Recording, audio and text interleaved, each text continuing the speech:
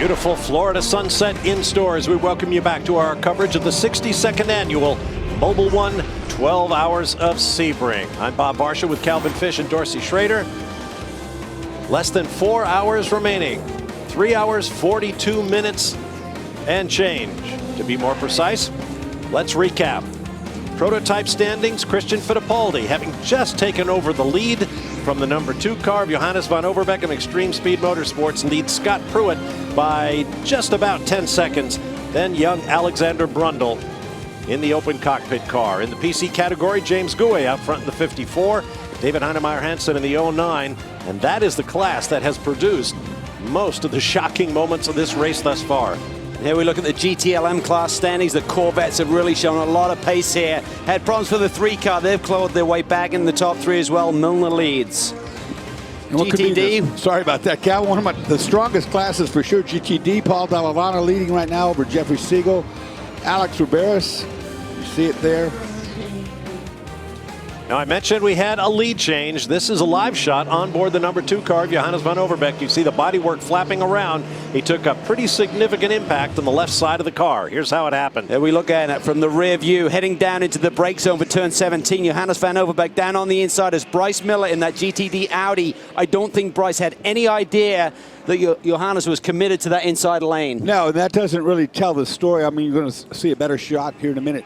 This is the time of day, guys, where 2 times a lap, you cannot see anything. Here, now watch. Coming down the back straightaway, almost straight. He's starting to shade his eyes. He can't see where he's going. Watch these cars disappear up in front of him. Once he gets around this one car, he just goes into total blind zone. But talking of blind zones, I don't think there's any way that Bryce Miller would have seen him in his side view mirrors because he was kind of coming up behind the other GTD car. I mean, you're trying to concentrate what's in front of you. Watch this from the number 4 car now. This is the other place when you go down to the hairpin. Sun smack in your face. Oh. Now, you know, this is exactly what caused the crash at Daytona with Memo Gidley. We talked about that earlier. You go into that sun and you are totally, totally blind. Tough conditions for these drivers to deal with, and that's what Sebring's all about. You got the brutal nature of the racetrack, and then these changing conditions. And then before you know it, we'll have no sunshine, it'll be darkness, and you can't see your way around this place then either. And everybody's exhausted. This is our race leader, Christian Fittipaldi comes in. Alex Brundle, son of great Formula 1 driver Martin Brundle, who has a few sports car plaudits on his resume as well. To Andrew Marriott. Well, the 5 has just come in now, and Barbosa is jumping in, and Christian Fittipaldi has jumped out. We have 4 new Conti tyres going onto the car and filling up with fuel. Everything from the boys from Daytona Beach looks very calm. It's just got a rip-off coming off the windshield there, and cleaning a little bit of grass out of the front.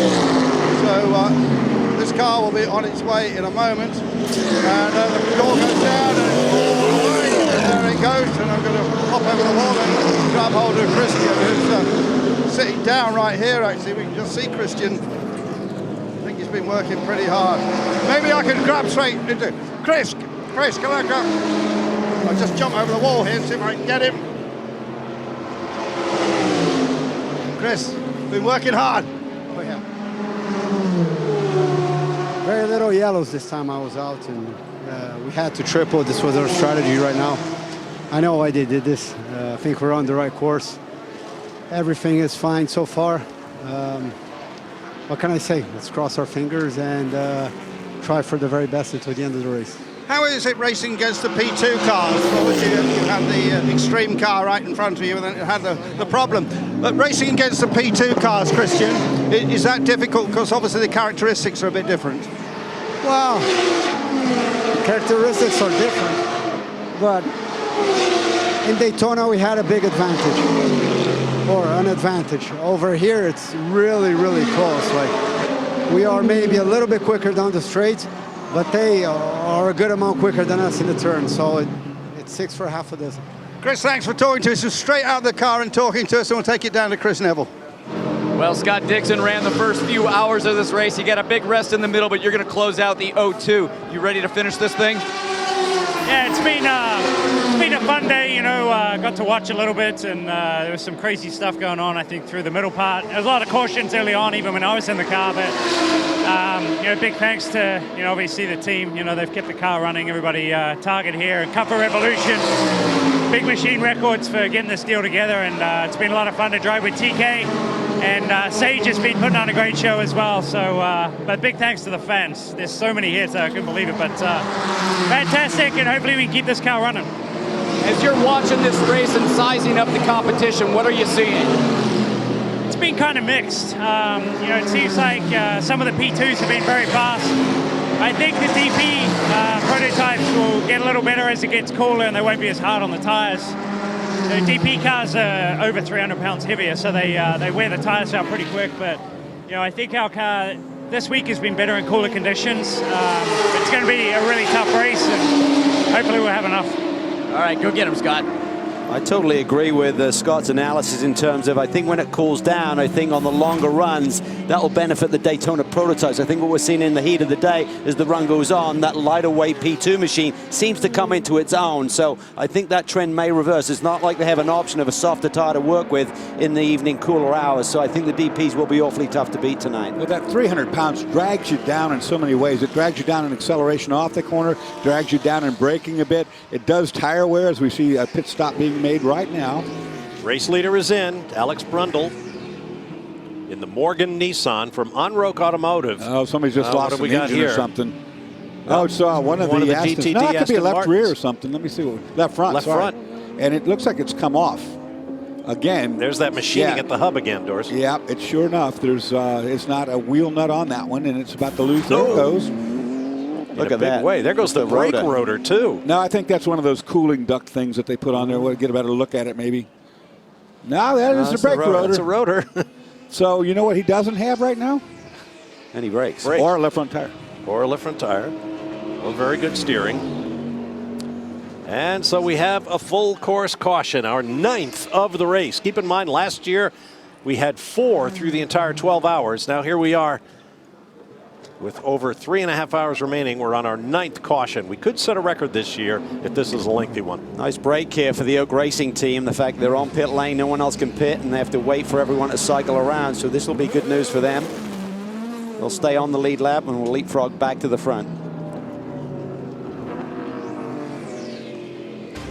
Representing Onroke Automotive, a French company. We'll be seeing them at the 24 Hours of Le Mans this year.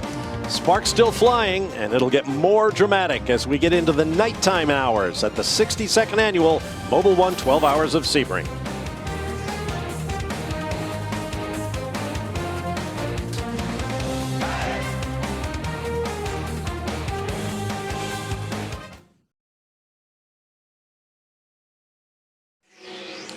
Oh, dear. Well, we saw the brake rotor go away. There are the pads.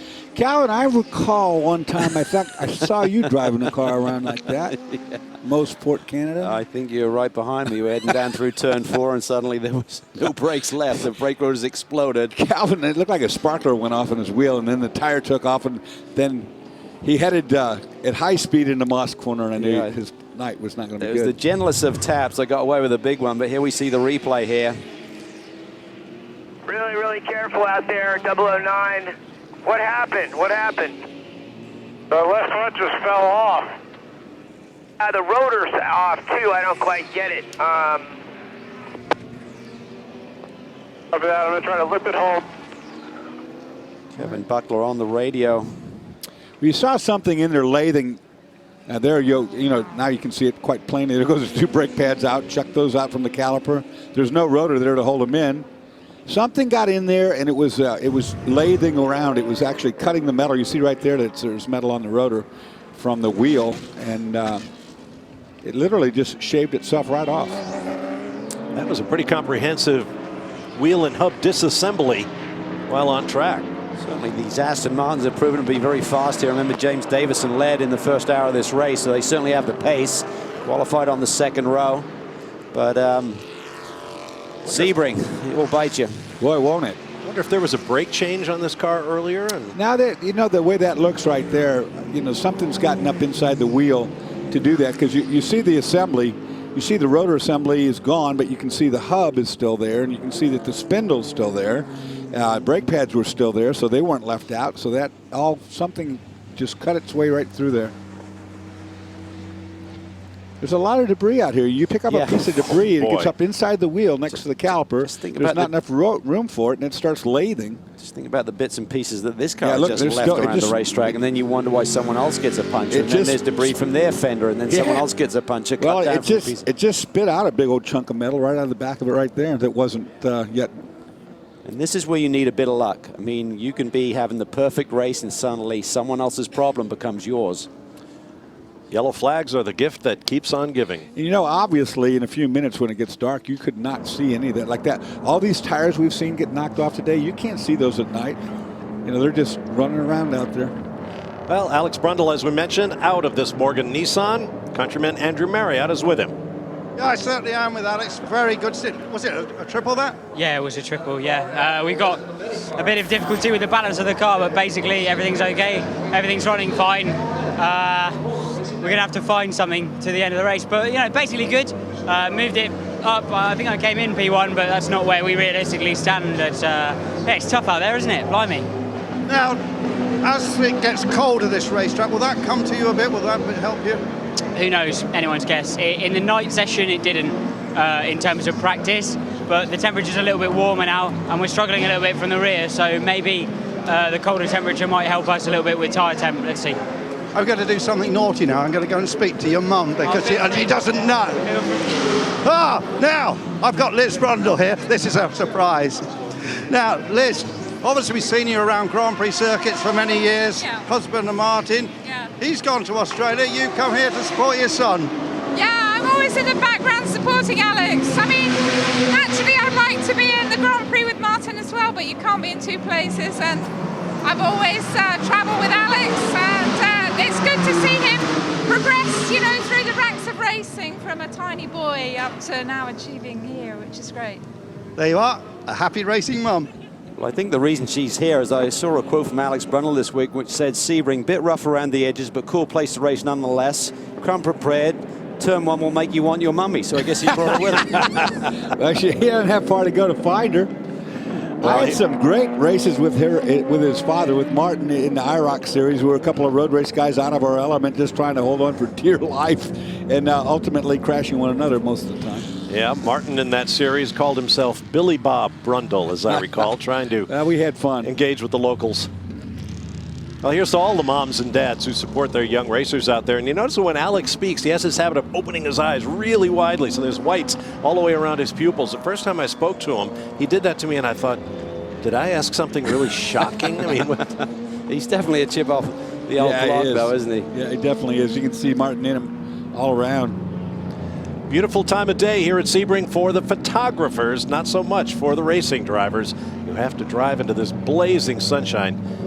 Dan Gurney once wrote, the best sunsets in the world, bar none, are at Sebring, and the 12 hours with all the pollen from the blossoming orange trees that extend for miles in every direction. Well, that's something I definitely love about this place. Give you that hazy effect. All we need is a few thunderheads, a little lightning flashing. We've had that in the past, too. The orange blossom thing, though, is just spectacular. I remember working at Skip Barber Racing School, and Terry Earwood and I drive down the road in a convertible, and you smell that smell, and that is just wonderful. There's no other way.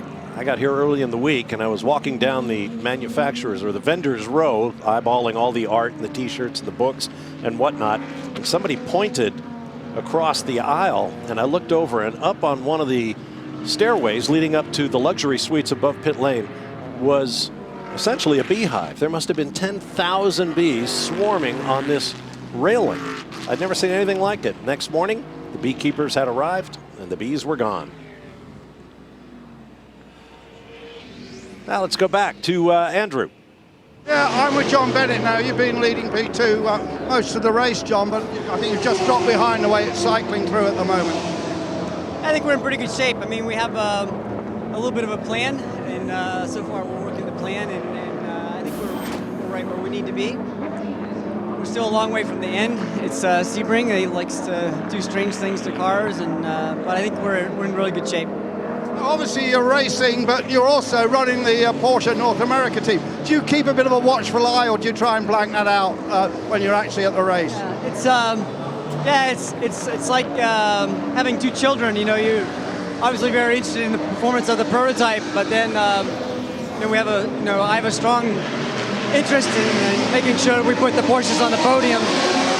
And so far they're doing very well. We had a little bit of a problem with the 911, but 912 running very strong, and it's going to be a race to the end.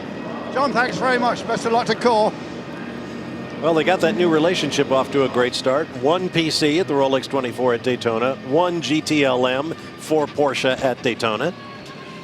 Pat Long kind of got introduced to that group and obviously drove the privateer effort for Core Autosport last year in GTLM with a Porsche race car. And he said to the Porsche factory, this is the team you want to represent you if you come back over here full bore for next year. And that's what they did. And I tell you, the inside word is that the Porsche are really, really impressed what Morgan Brady, the team manager, does there and the organizational structure. And when a German company comes here and says that, that's really making a statement. Looks like he just changed the mapping on the engine. You saw him up there on the dashboard with his hand dialing. It's either that or brake bias. I see a little bit of red, which makes me think it's brake bias. But he made an adjustment on the dashboard to the Porsche. And he could either be switching bias, giving one the front or the rear more or less, or maybe switching up a map. If we're about to go back to green, that would be what you would want to do.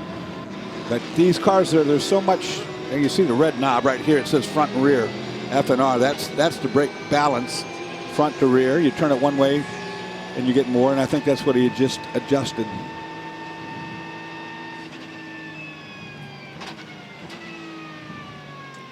You have to do something because the cars do everything for you now. You know, paddle shifters and all this and that. Love to listen to the sound. Of course, I'm Clunk of the cynical. These cars don't go slow very gently. They get no. And to that degree, the paddle shifters don't shift very well slow either. They want to be shifted on full throttle where they have full available torque. If you shift it, you know, half throttle, there's a chance it might not get into the next gear and it might get stuck between two. An unpleasant surprise. Yeah, it's not good. Once again, the Corvette Stingray convertible is leading the cars on track. I sure hope they have a lot of extra gas and tires, because we've been using up that car all day long. Leading the race. See Sage Karam there, and also Joao Barbosa really starting to weave around, just trying to clean off those tires, get those marbles that the cars will pick up at low speed. When you got hot tires and marbles around the racetrack, you run at low speed, they literally snowball. They just, you know, stick to the surface of the race tire, and that's what they're doing right now. They're not trying to generate heat. Weaving around really doesn't do much for that. And right behind those two, you can see the leader in the GTD class right now, currently driven by Paul Dallalana. Look Jeff at that Siegel right there. behind them, who won, of course, at Daytona. That's a good example of the outside of any corner around this racetrack. If you went out there and had the opportunity to look at things, you'd find stuff like that. Each one of those little chunks of rubber there is probably quarter pound or so. You know, and there's metal out there. I guarantee you wouldn't have to look very far to. You don't need a metal detector to find stuff around here. There's a couple out there that are more than a quarter pounder. Yeah. Those are more like the doubles and triples. Bob, you said it before. If you go behind the wall a little bit and maybe dig around, you might find some 1950 stuff off of cars. You know, this came off one of Fangio's Mercedes. Oh man, look at that sun. It's brutal. As pretty as it is, you really want it to go away about this time of day. Richard Westbrook there. I'm surprised they don't. Well, that looks like a reasonably tinted visor. Yeah, I think it is. Yeah. Just put the visor guard over it with a. Well, he's English. He's not used to sun, so well, true. So. Yeah, that's right.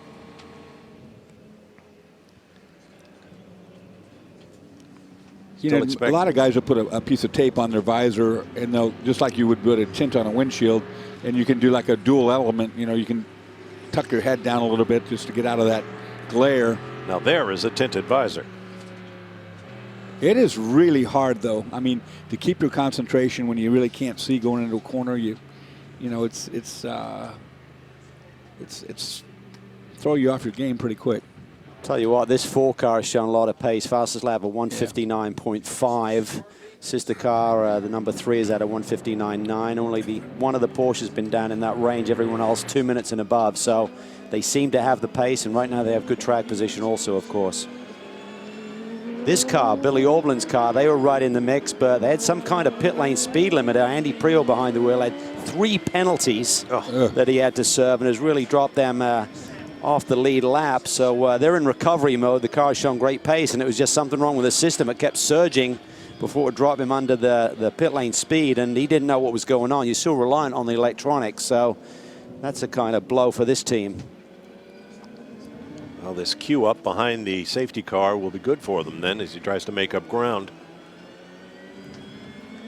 The other car has been in the wars, had a couple of incidents. Dirk Mueller behind the wheel when he got caught up in some of the debris from that Micheli incident that got all the GTD cars involved. And then Dirk Werner was forced off into the turn 1 fence, so more damage. And just been a day to forget for the 56 car, so they're just looking to try and finish and gain some points in the championship. They're not the only team, though, man. I mean, this race has been a tough one for so many people. There's some great battles potentially going to come our way here in these last 3 hours in all 4 classes. No one's really got the speed to just walk away from anyone else. It's going to be great. Officially, we've seen 22 lead changes among 11 different cars, with more still to come in the remaining 3 hours, 22 minutes and change here at the 62nd Mobil 1 12 Hours of Sebring. And keep in mind, once again, the competitors from the former Grand Am Series are not likely to have been here before. We had a chat with Memo Rojas the other day. He said, so I've never raced here at night. What's it like? Does it really get dark? Because he's raced at Daytona, but they put lights everywhere. Yeah. You really don't need headlights. I was about here. to say that. The complexity of the race is about to start, because this is not only the darkest racetrack that we do 24 hours at anywhere, but because they allow all the spectators to drive around on the streetcars and parade the infield, they turn their headlights on. And it's tough. Watch this 02 car now coming in for a routine pit stop. Looks like they're going to change all the tires, fuel, nothing, no panic here. 11 laps on the board, so the fueling should be really quick, probably about 12 seconds. There you go. So they're waiting on the tire change a little bit. Left side's only so far. Now they're going for 4. Bert Frizzell is in with the 9 car from Action Express. Here's Andrew. Yes, he is, and he's climbed out of the car, and John Fogarty has just got in, and we're going to get a full set of tyres. They're filling up with fuel. They're checking the front radiator, get any little debris. I see it's taking a little bit. The grill is a tiny bit bent, and they'll be away back into the race fairly soon, out of 5th place, I think, at the moment. And limiting factor really is the fuel. Driver's well in, tyres are on, but it still takes quite a while to get all this fuel in. And it seems to be taking longer than I'd expect, actually. Now it's fine. And we're going to see if we can get Brazil and see what he's got to say. Of course, his dad had a lot of success in this race. They had a lot more laps on the board, so that's why it looks so distinctly different to the fuel stop for the 02. They'd got twice as many laps on that run compared to the 02, so you're going to spend twice as long refueling.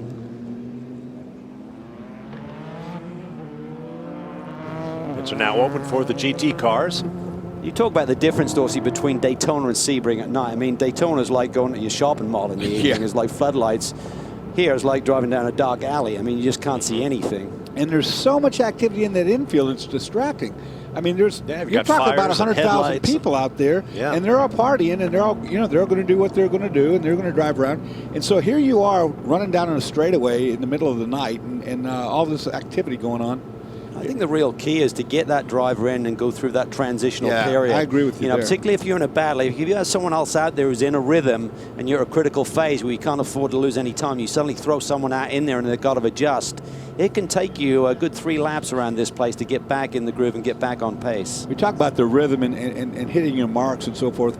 It's tough on an airport course to begin with to hit your marks because it's all just flat. But at night on an airport course, you have got to have memorized this to the T so that you know exactly the feel of the car and where you should be, because you can't see it anymore. I think that would come into if you have an option when you're deciding your driver lineup for this race. You want someone who's been here and run at night, and they're going to be a finishing driver here for sure. You want someone with experience when it comes to that critical phase of the race.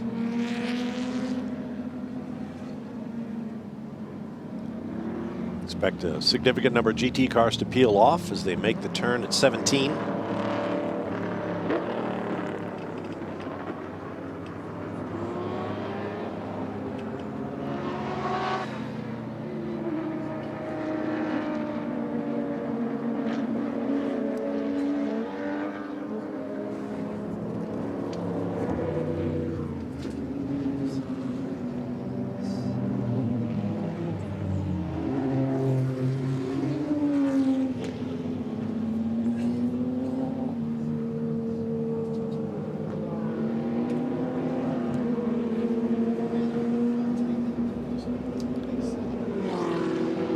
They're in GTD. Paul Dallalana, only about 10 laps on the board, but they want to top him up.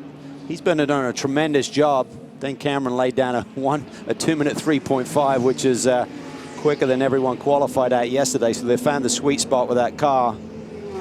Paul's been doing a great job as well. Got into here to Sebring very late. Corvette are in, Chris.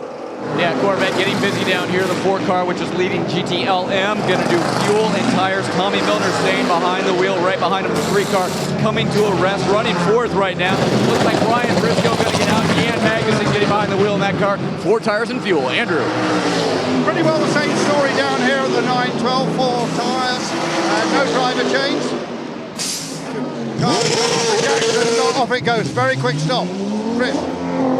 Well, we got some problems with the 3 car. The hood came off, and looks like we've got the team here trying to get my head in there, but they've got some rags in there. They're trying to loosen something up. I don't know if you guys can see from the view of my camera a little bit better. Dorsey, you might know what's going on there. Is it possibly a radiator leak or something? That looks like they're going into the fuel system, actually, on the injector, disconnecting something. I can't really tell from that angle, but it's a steel line. The fact they've got a fire extinguisher in that close attendance indicates it could be something a little more explosive. Yeah, it sounds like a fuel pump. Sounds like a fuel pump with this car. That's kind of what I was thinking. It's definitely fuel related with that steel line like that. So they're seeing a pressure drop off. Well, this car has been through the wars. We understand that the incident with Garcia on the opening lap was with one of the BMWs he ran into the back of in turn 3.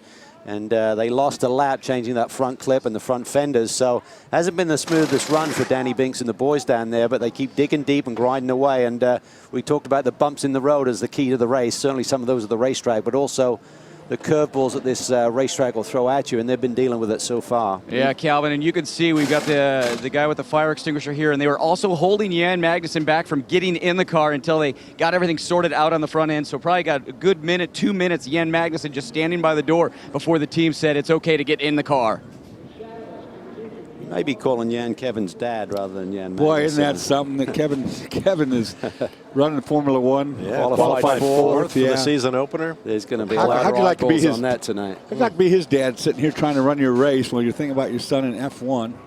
He's always said that, he said, my boys just, everyone's proud of their children. And, Kevin being in the racing game, you want to be fast. But everyone has said this kid is like something else. And very similar route that Jan had in terms of the junior single-seater categories in Europe, really impressive. And now he's got the shot in Formula One. And he just seems to be very mature for his age. Yeah. And I think he'll deal with the McLaren system very, very well. Jackie Stewart once thought Jan Magnussen was going to be the next great driving superstar. I think his time came almost too early for Jan, though. I think he needed a few more years maturity to be able to deal with the pressures of Formula One. They drove for Jackie and his son Paul in the lower formula. There was an accident on a pit scooter or something. He broke a leg, lost some time. Questions about his fitness. He was a bit of a smoker back in the day. Heavy smoker for a while. But stand me if I'm correct, I believe he broke Senna's record for most F3 wins in a year. I think he did. Yeah, there was one year he won like 10 of the 12 races or something. I think Senna had 9, he had 10 or something. Senna beat me in those 9. And Brundle and others. But you got him. Not often enough. One lovely occasion. The pleasure of finishing second 15 times there in 1 year. Brundle and I had a situation where one of us was going to finish second, one was going to finish third at Michigan, and so in the last lap I hit him and turned him sideways, and so I got the second. And he said, "Why'd you hit me? We're both road recorders." I said, "That's what you do in NASCAR, mate." He taught me a lesson. Let's go to Chris Neville. Well, Bob, it was Ryan Briscoe that just got out of the number 3 Corvette. Ryan, we see the team over there working away at the front end of that car. What's going on? Looks like we have something with the fuel pump that's for this whole last stint. It's just the engine hasn't been running cleanly, so it's a real shame. I mean, the car was running so strong, really fast, and then the engine just started, misfiring off the corners, and gradually it was getting worse and worse. So sort of got to the point where we just have to come in and fix it. We were sort of 3-4 seconds off the pace at the end there. We weren't going to be able to race it. So if we can only go 1 or 2 laps down here, we're still going to be in it. If they fix it, we have a car that's good enough to win with, so we just need to catch a break after this and see what happens. Yeah, this 3 team, they've been digging all day. They replaced most of the bodywork at the front of the car. They had to do some cleanup at the back, left rear early on, but you guys have been in here and you've been leading. Yeah, it's amazing. I mean, an amazing team, an amazing group of guys. We'll definitely never give up before the day's out. We know we have a car that's good enough to win with. We just need to try to keep it on track from now on. Yeah, really tough for these guys. You know, just watching Danny Binks early in this race when they had that problem right at the beginning with Antonio Garcia, he just seemed deflated. And then when they got back on the lead, in the lead of the race, he was just so pumped up. But obviously you can see the 3 cars still sitting here. That's a very complex system, fuel system in that car. It's a new type of direct port fuel injected engine, you know, so everything is electronically run. You know, the fuel pump is just part of the equation, the distribution of fuel to the direct port right into the combustion chamber itself. So any little problem, I mean, these have 10 micro filters on there, so I mean, there's any little bit of debris or anything that gets in there is a really big problem. Just developing this race car, they had major problems with the water system at Daytona, where they had air in the system and couldn't get it bled properly, and that was causing an alarm. Then it was spewing fluid onto the rear tires, caused Rob Nadella to have a spin in one car, and Ryan Briscoe had a spin in the chicane as well because of that issue. They got the system bled on one car, so that got a lot further in the going, and the motor basically went down on the 3 car early because of that. So they're learning there to really change the whole water system, the plumbing of the engine bay, and got it worked out. So niggly problems early in the going here. Quick word about the corner workers here, something that I got texted to me while I was on break. And that you might wonder why there's so much stuff out on the racetrack. Why don't the corner workers go out there and pick that up or whatever? Well, they're not allowed now to go beyond their safe barrier. They're not allowed to go out on the racetrack like they used to, push cars that are stalled. They're not allowed to go out and pick up things that are broken from a safety regulation standpoint. Now, these guys, these corner workers want badly to go out and help, no doubt about it. But, I mean, there's new regulations, there's a new way of doing business.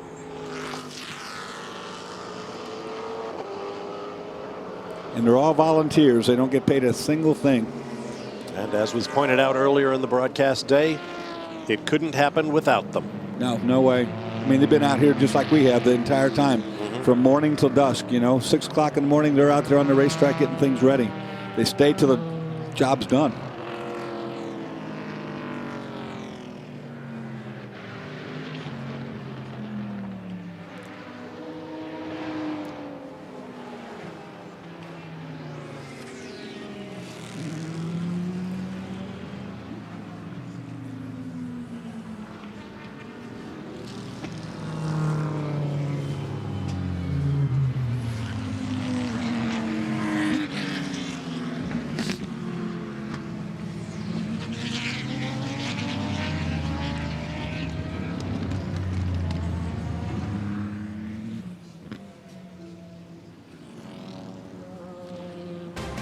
Could there be a more lovely picture? But that's the kind of thing you'll find every year at the Mobil 1 12 Hours of Sebring. Fans, you can enter for a chance to win the industry's most awarded car of the year, the 2014 Corvette Stingray Convertible. Visit racetowincorvette.com. Do so now, racetowincorvette.com. 8 hours, 50 minutes in. 3 hours, 10 minutes remaining. Here's why we're under our 9th caution. How about that incident down in the hairpin as the entire wheel hub comes apart of the left front of that Aston Martin. And the brake rotor, too, that you saw out there. In the meantime, the number 3 Corvette, which is having trouble throughout the race, is having more trouble now with the fuel pump. You see the mechanic there trying to get into the fuel pump, maybe try to bleed some air out. They have a misfire. Now, at the 8-hour mark, we completed the second segment of the Tequila Patrón North American Endurance Cup. One more 4-hour segment to go to find out who are the winners in round 2. There you see the leaders in the 4 categories. We'll have Sebring winners, and of course it all leads up to the end of the North American Endurance Cup with a huge purse for the top teams in North American sports car racing. We are green once again under a gorgeous twilight sky at Sebring. How could it get better than this? Calvin, this is what you talk about, this transitional period coming from the sun in your eyes to where it gets more pleasantly nighttime. The racetrack will cool down, and when you've been complaining about your race car all day long, suddenly it comes back to you a little bit. So for all of the classes bar GTLM, they only have one compounded tire to work with in the GTLM category. With the tire battle that we have there with different tire brands represented, they can switch to a softer compound to meet the cooler track conditions and really find the extra grip. The number 3 Corvette remains in pit lane as we go back to green. You remember that Porsche 911, the number 911 is getting a contact penalty. They had an incident down in the hairpin turn quite a while ago, and they're now getting called on that, I believe. They're going to be held for 80 seconds after they stop. And you know the pit lane delta, Calvin, you were talking about that before, so this is a very big penalty. Patrick Pilet currently shown in 9th, not for long.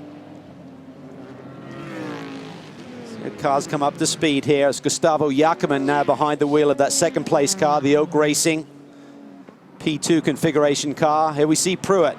Amazed that this 01 is really kept right at the sharp end of the field, because outright pace, fastest lap, they're not really close. They're a 1.5 seconds off the fastest lap set in the number 1 car that currently sits right behind them. That's David Brabham behind the wheel. We hadn't seen him for a while, but Brabs came back at Petit Le Mans, put in a stunning performance, and has really got his hunger back for the game. He said, I was just burned out, I needed a break.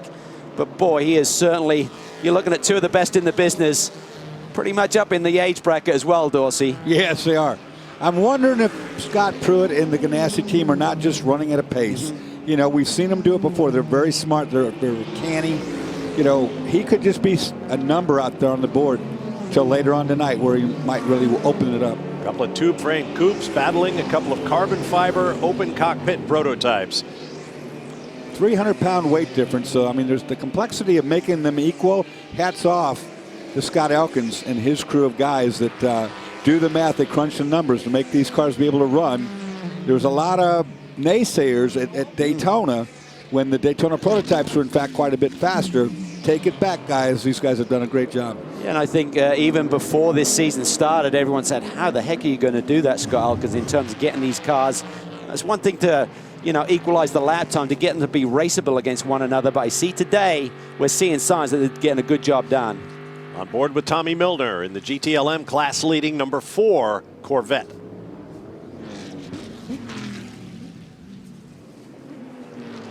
Second place cars right there, number 912, Jörg Bergmeister, and the other RSR. Kuno Whitmer right behind him. SRTs haven't shown a lot of speed here this week, but spoke to Kuno this morning. He said, just seem to struggle to get the right tire compound for the daytime conditions. I think they're hoping that it'll cool down tonight. Maybe they can throw some soft rubber at that SRT Viper and be a factor for the win. He said, we just got to stick around, keep it clean, stay on that lead lap, and be there for the finish. Been unusually cool at night. It's been in the 40s. I mean, this time of year, that's very uncanny. I was in the motorhome. You had to turn the heater up. So, I mean, 40 degrees at night. These things will have a lot of grip. Their horsepower will come up on the engines. We're going to see a heck of a race here before this is over. And here's your GT Daytona leader, Jeff Siegel, in the black number 555 Ferrari 458 Italia. See chunks of rubber getting spit out the back of that thing. Some of that from the car, some of it picked up from the track. This is a sister car to the race winner at the Rolex 24 at Daytona 6-7 weeks ago. This car decided not to take a pit stop during this caution period, and they're running right at the sharp end anyway in second spot.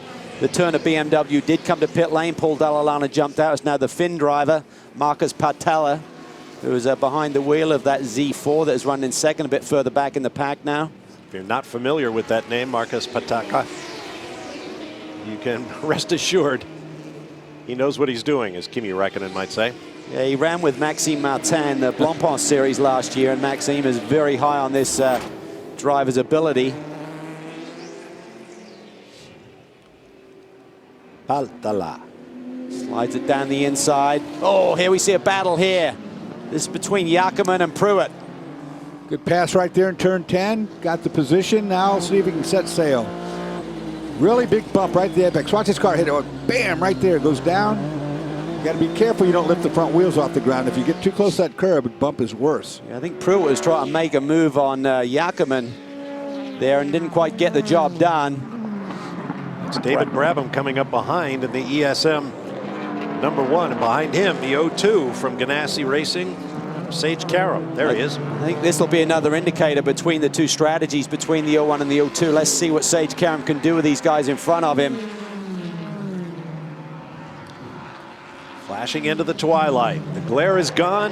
The night is coming. We are coming up on 3 hours remaining in the 62nd running of the Mobil 1 12 Hours of Sebring.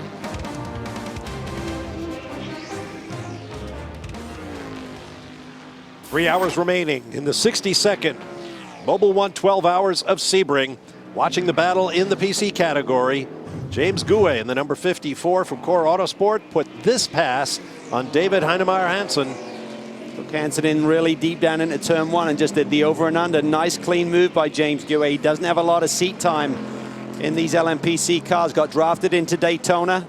Did a nice job there, learned the ropes. They kept him for this one. It's just a 3-driver rotation here.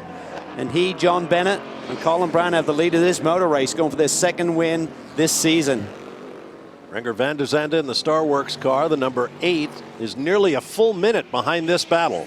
See some damage there to the left rear fender on that Core Autosport machine, but seems to have been another flawless run, led by Tom Brown. He's really a great race director for this group.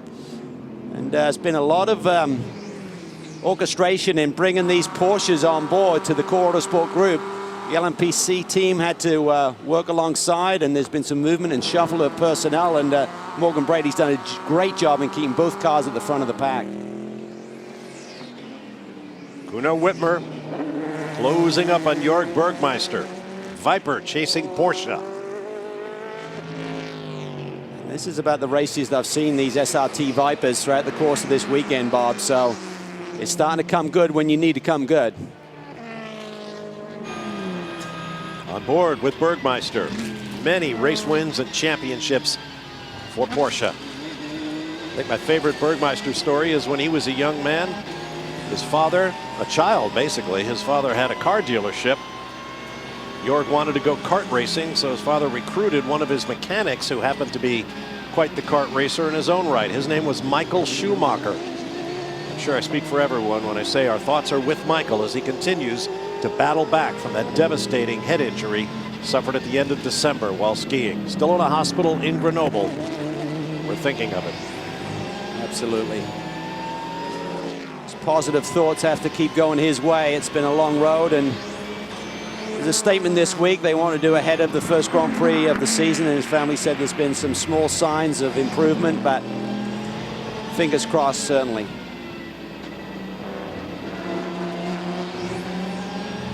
Bergmeister looking pretty smooth here.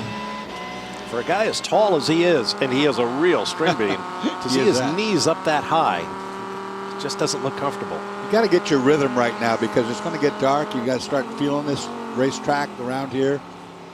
Got to wonder about some of these long-time Porsche GT drivers with the new prototype coming online for the World Endurance Championship. I'm sure everyone was hoping that they would get the call to be part of that program and haven't served their time, but they've gone in a different direction.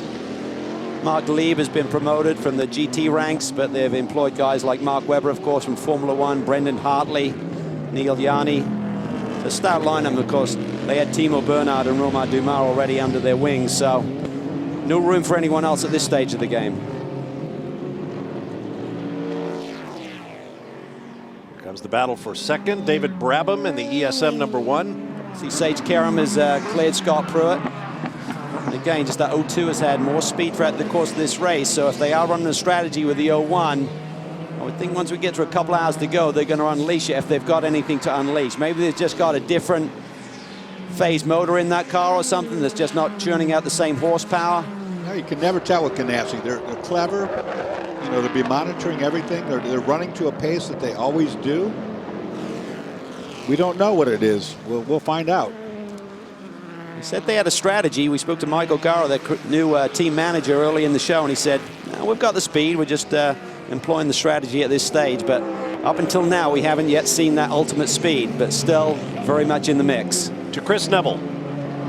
Well, Bob, in Prototype Challenge, it's pretty much been a day that it's been Core Autosport and RSR back and forth. Bruno Shinkaro's is going to finish out this race, probably going up against the Daytona 24 winner, Colin Brown. Bruno, what kind of car do you guys have for that finish? The car is being very good. We start on the pole, we have the speed. Colin always have a very good car. It's going to be 2.5 hours of very intense race. A lot of cars on the track. The track is very difficult, but I think we can do well. Yeah, you guys were running right up front at Daytona, but you had engine problems and then a crash which took you out. So right now, hopefully you're going to get some redemption for a bad 24. Yeah, for sure. I led the first part of the race until the engine had a problem there. So I was pity that we didn't finish Daytona. I hope we can finish strong here. Yeah, hopefully it'll be an exciting finish in PC. And guys, just to try and fill you in on the 01 car, earlier we talked to Michael Gara. He said that the car's pretty loose, and I've been listening to Scott Pruitt on the radio, and he said it's very loose on entry. And I think that's what you saw down in 17 when Brabham got around him to the inside. Scott Pruitt just pretty easy going into the corners right now because the back end of that car trying to come out. Yeah, and if anyone can run a loose race car, it's Scott Pruitt. He typically likes a car that's loose, and some that Ganassi's employed to their advantage in terms of if you can run a little bit less rear wing, you got less drag and consequently more straightaway speed. So, yeah, if you don't have the stability in turn 17, that is a long, long day for you, and the guys have done a great job of just keeping the car clean if that is the case. To his advantage, though, as it gets darker and cooler outside, that should get better for him. All Audi battle for third place in GT Daytona. Charles Espenlaub in the blue number 46. Dion Voltmolka in the 35. There's a bunch. GTD, Prototype, GTLM, big class. All four classes represented in that shot. Angry little group, as I like to call them. Mm-hmm. Bill Oberlin now behind the wheel of this machine, the 55 Crown Plaza BMW, and they're just trying to fight back. We mentioned a short while ago they've had a pit lane speed limiter issue with the car. Andy Prio jumped in and had 3 separate penalties, and not his fault, just the electronics weren't doing their normal job and he couldn't understand what was going on. Team just kept saying, come back, you've had another pit lane speed violation, and that is extremely frustrating for the driver. Nothing that Andy could do about it. That front end damage there on the right hand side. Krone Racing Ferrari stuffed it down the inside. That's Nick Johnson behind the wheel. It's a battle for position. Hard to miss the color of that car. Bright lime green Ferrari. The 5 car there, the overall leader, Joao Barbosa, trying to thread his way through this GT battle. And Brabham is coming. Oh, look at that. Oh, down the inside. Oberlin didn't want to give it to him. He tried to deter him from stuffing it down the inside, and Brabham was committed. Good hard racing here. I think everyone's starting to turn up the wick a little bit with 3 hours and less to go. Well, have we mentioned that only 4 teams have won the Rolex 24 at Daytona and the Mobil 1 12 Hours of Sebring in the same year? Number 5 Corvette from Action Express could become the 5th. Seems to be a sense of calmness in the fact that they seem to have it all under control throughout the course of the Daytona race, and certainly here this weekend. Started on the pole and haven't led every lap, certainly. They've had a lot of pressure from other teams that have been fast, but seem to be somewhat controlling things, Bob. That's the impression that they're giving. That's the aura of this race right now. Again, we've still had a lot of unknowns, as we mentioned in one of the other keys to the race. How will the DPs and the P2s in this prototype division stack up? Who will have the advantage on the longer runs? Right now might be the sweet spot for David Brabham. He looks to the inside, releases the brakes, and gets the track position. Barbosa feinted in his direction. Great stuff. 2 of the best in the business going tooth and nail. He looked to the inside. I think Barbosa was waiting to see if he was going to go for it. It looked like David just released the brakes and took that position away from him. Another great battle here. Sage Karam and Gustavo Jacquemin, 2 really good, young, fast drivers going at it as well.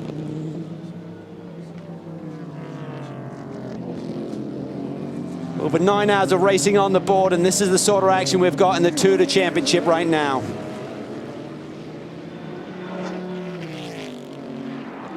Barbosa back on the attack. I really think if there's an advantage in terms of the tires and the conditions, it's going to go the DP way as this race winds down over the last couple of hours or so. Just over 2 hours and 51 minutes remaining at the 62nd Mobil 1 12 Hours of Sebring as the sun continues to set low over the citrus groves of Sebring.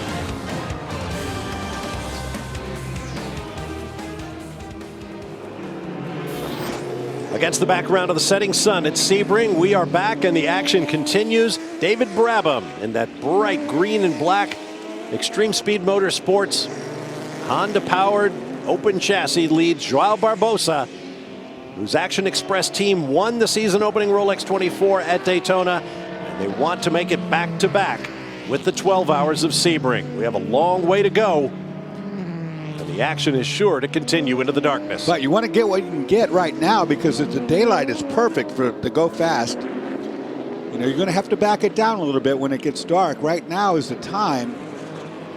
Take a launch. David Brabham and that Patrón team would love to win this round of that Tequila Patrón Northern American Endurance Cup, and it's very much on their forefront.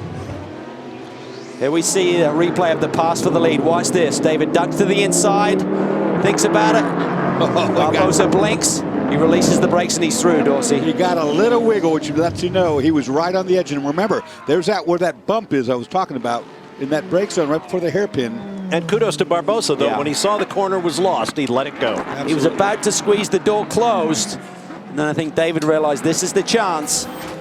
And that's where the guys are just feeling out themselves. You literally feel the bodywork of the other car right there. You can sense where they're at and what the language is. And that's when two guys are really working well together as competitors. Now, this isn't just about bragging rights among the other racers. David Brabham has a score to settle with his brothers, Gary and Jeff, who I believe have both won this race, while David has not yet. Not overall. That's the one he wants. He said, I've won here in class, but he said, I want one like my brothers have. He said, I want to share that.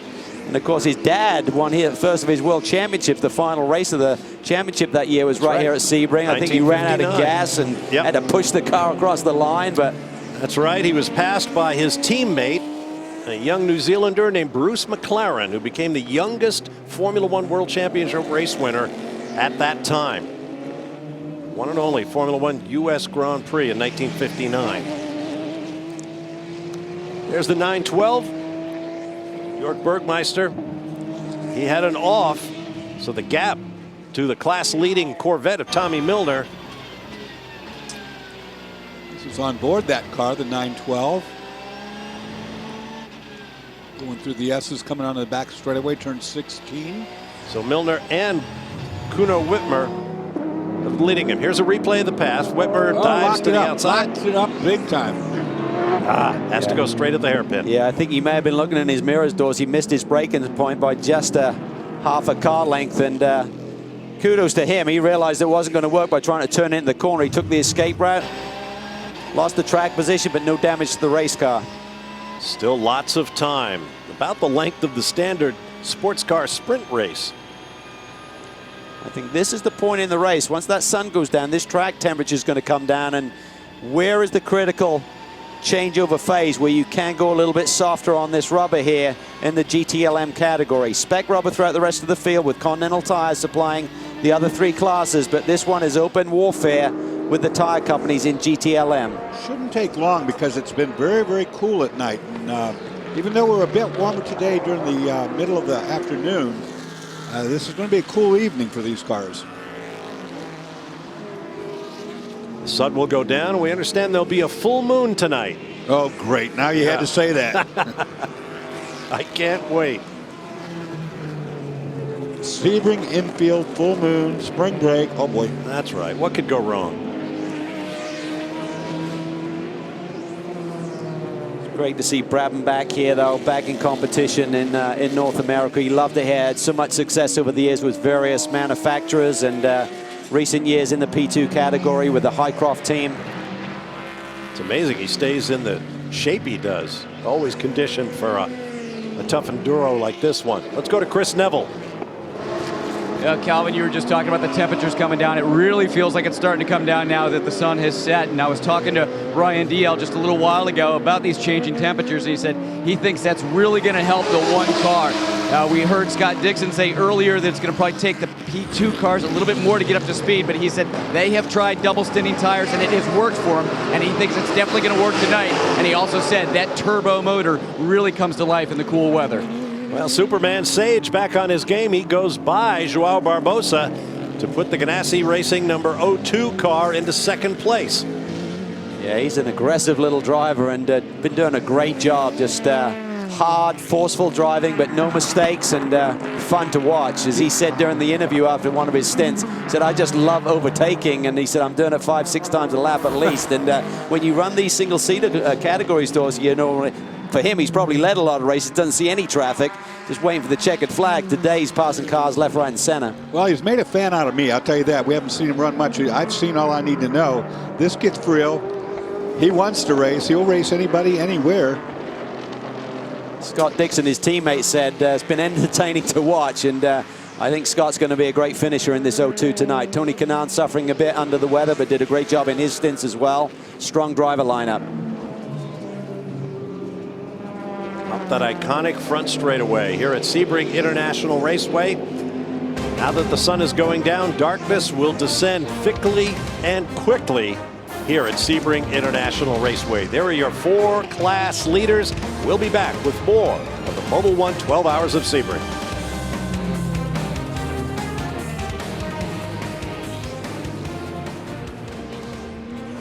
Two hours and 43 minutes remaining of the Mobil 1 12 Hours of Sebring. Bob Barsha, Calvin Fish, Dorsey Schrader with you. The battle continues in the PC category. James Gouet in the white number 54 leading David Heinemeier Hansen in the blue number 09. Tremendous job by James Gouet. Really running a good pace here. These two guys have dipped down into the 58 range here in recent laps, which is only about a second off the fastest lap of the race. So this is really strong pace. We know they're going to be turning it over to their team leaders, Colin Brown and Bruno Junqueira, respectively. So that's going to be a real shootout here in the last couple of hours. You should see some really fast times right about now. I mean, you can still see very well. The car and the track is cool. Engines are making big horsepower right now. Perfect for speed. But these drivers are doing exactly what they're asked to do, is to go out there, keep it clean, keep it on the lead lap, and do your job, and they haven't put a foot wrong so far.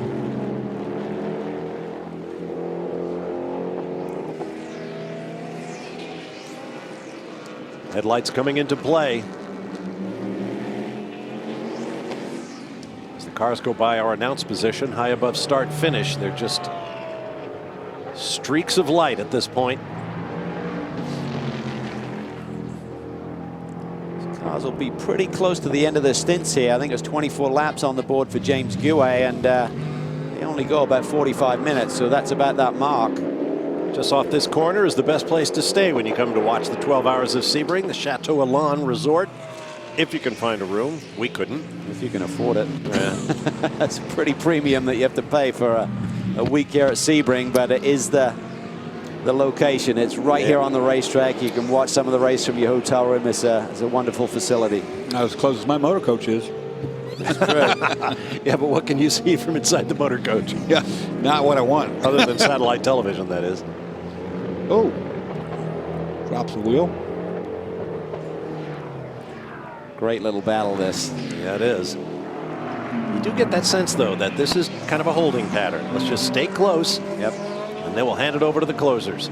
Heinemeier Hansen has about 7 laps more fuel on board than Gouet, so I think as Gouet is going to have to pit first. So then you're just trying to back time this race to see if you can do it without the need for an extra pit stop or a splash. We heard some radio communication there. I think it might have been Tom Brown on the radio. Yep. Saying pit. So I think James will be peeling it off this lap. See if they come together. I'm curious to see when they make that switch over to Colin Brown for the final stint. They do not. In goes Gouet. Heinemeier Hansen stays on track. Yeah, he's got 7 more laps of fuel, so it'll be another 15 minutes or close to that before he needs to hit pit lane. If they do anything with that rear body work, I mean, it's going to keep flopping around until it finally breaks, I would think. Heinemeier Heinemeier Hanssen's going to need to keep the hammer down now and try to gap the 54 while the exchange is made. One of the Ferraris, yeah, out at turn 16. He's pulled that one over as a mechanical issue. Last year's Rolex GT champion car, the Scuderia Corsa number 63.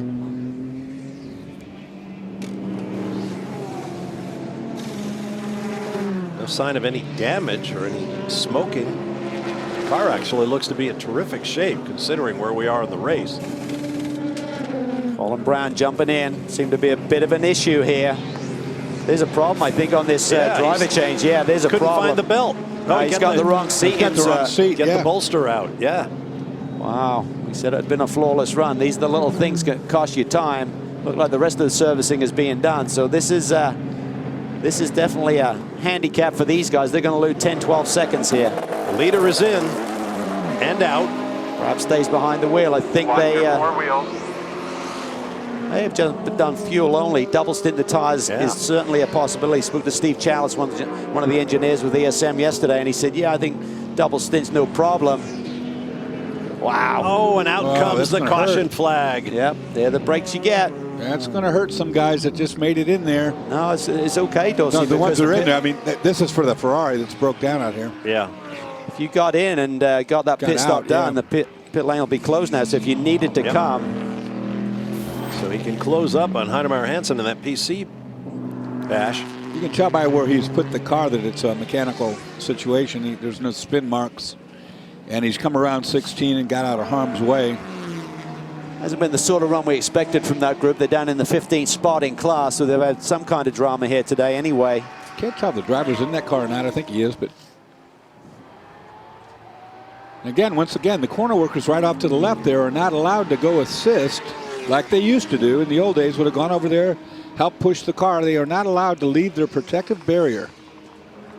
It's Patrick Long, ready to climb into one of the factory Porsches. Yeah, he's going to take over from who used to be his regular teammate, Jörg Burgmeister, and had so much success here, particularly with the White Lightning group for many years. They were really the team to beat in GT, Dorsey. Yeah, they were. No doubt about it. It's like Balzan still trying to get the car started. Let's listen. 3 corner before the car completely stopped, I had pressure fuel alarm, and then I was without power. Fuel pressure alarm. Yeah, probably fuel pressure again. That's not the first time we've seen that today. It lost power. He's a really nice young man, this GT champion. Really calm and just a cool man. These systems are so complex nowadays on the engine management and so forth. Everything's fuel injected. Everything's run through the ECU, electronic control unit. And any one of many, many sensors or anything that can glitch, and then the car is done. So you can plug it into a laptop and do your magic. The Michelotto company in Italy for many years has built road racing cars for Ferrari. Gently now. There you go. At least he doesn't have that far to go. He's down the straightaway and to the pits he goes. Not a mark on the car. It's a shame to have a mechanical or an electronic. Yeah. Car was running well.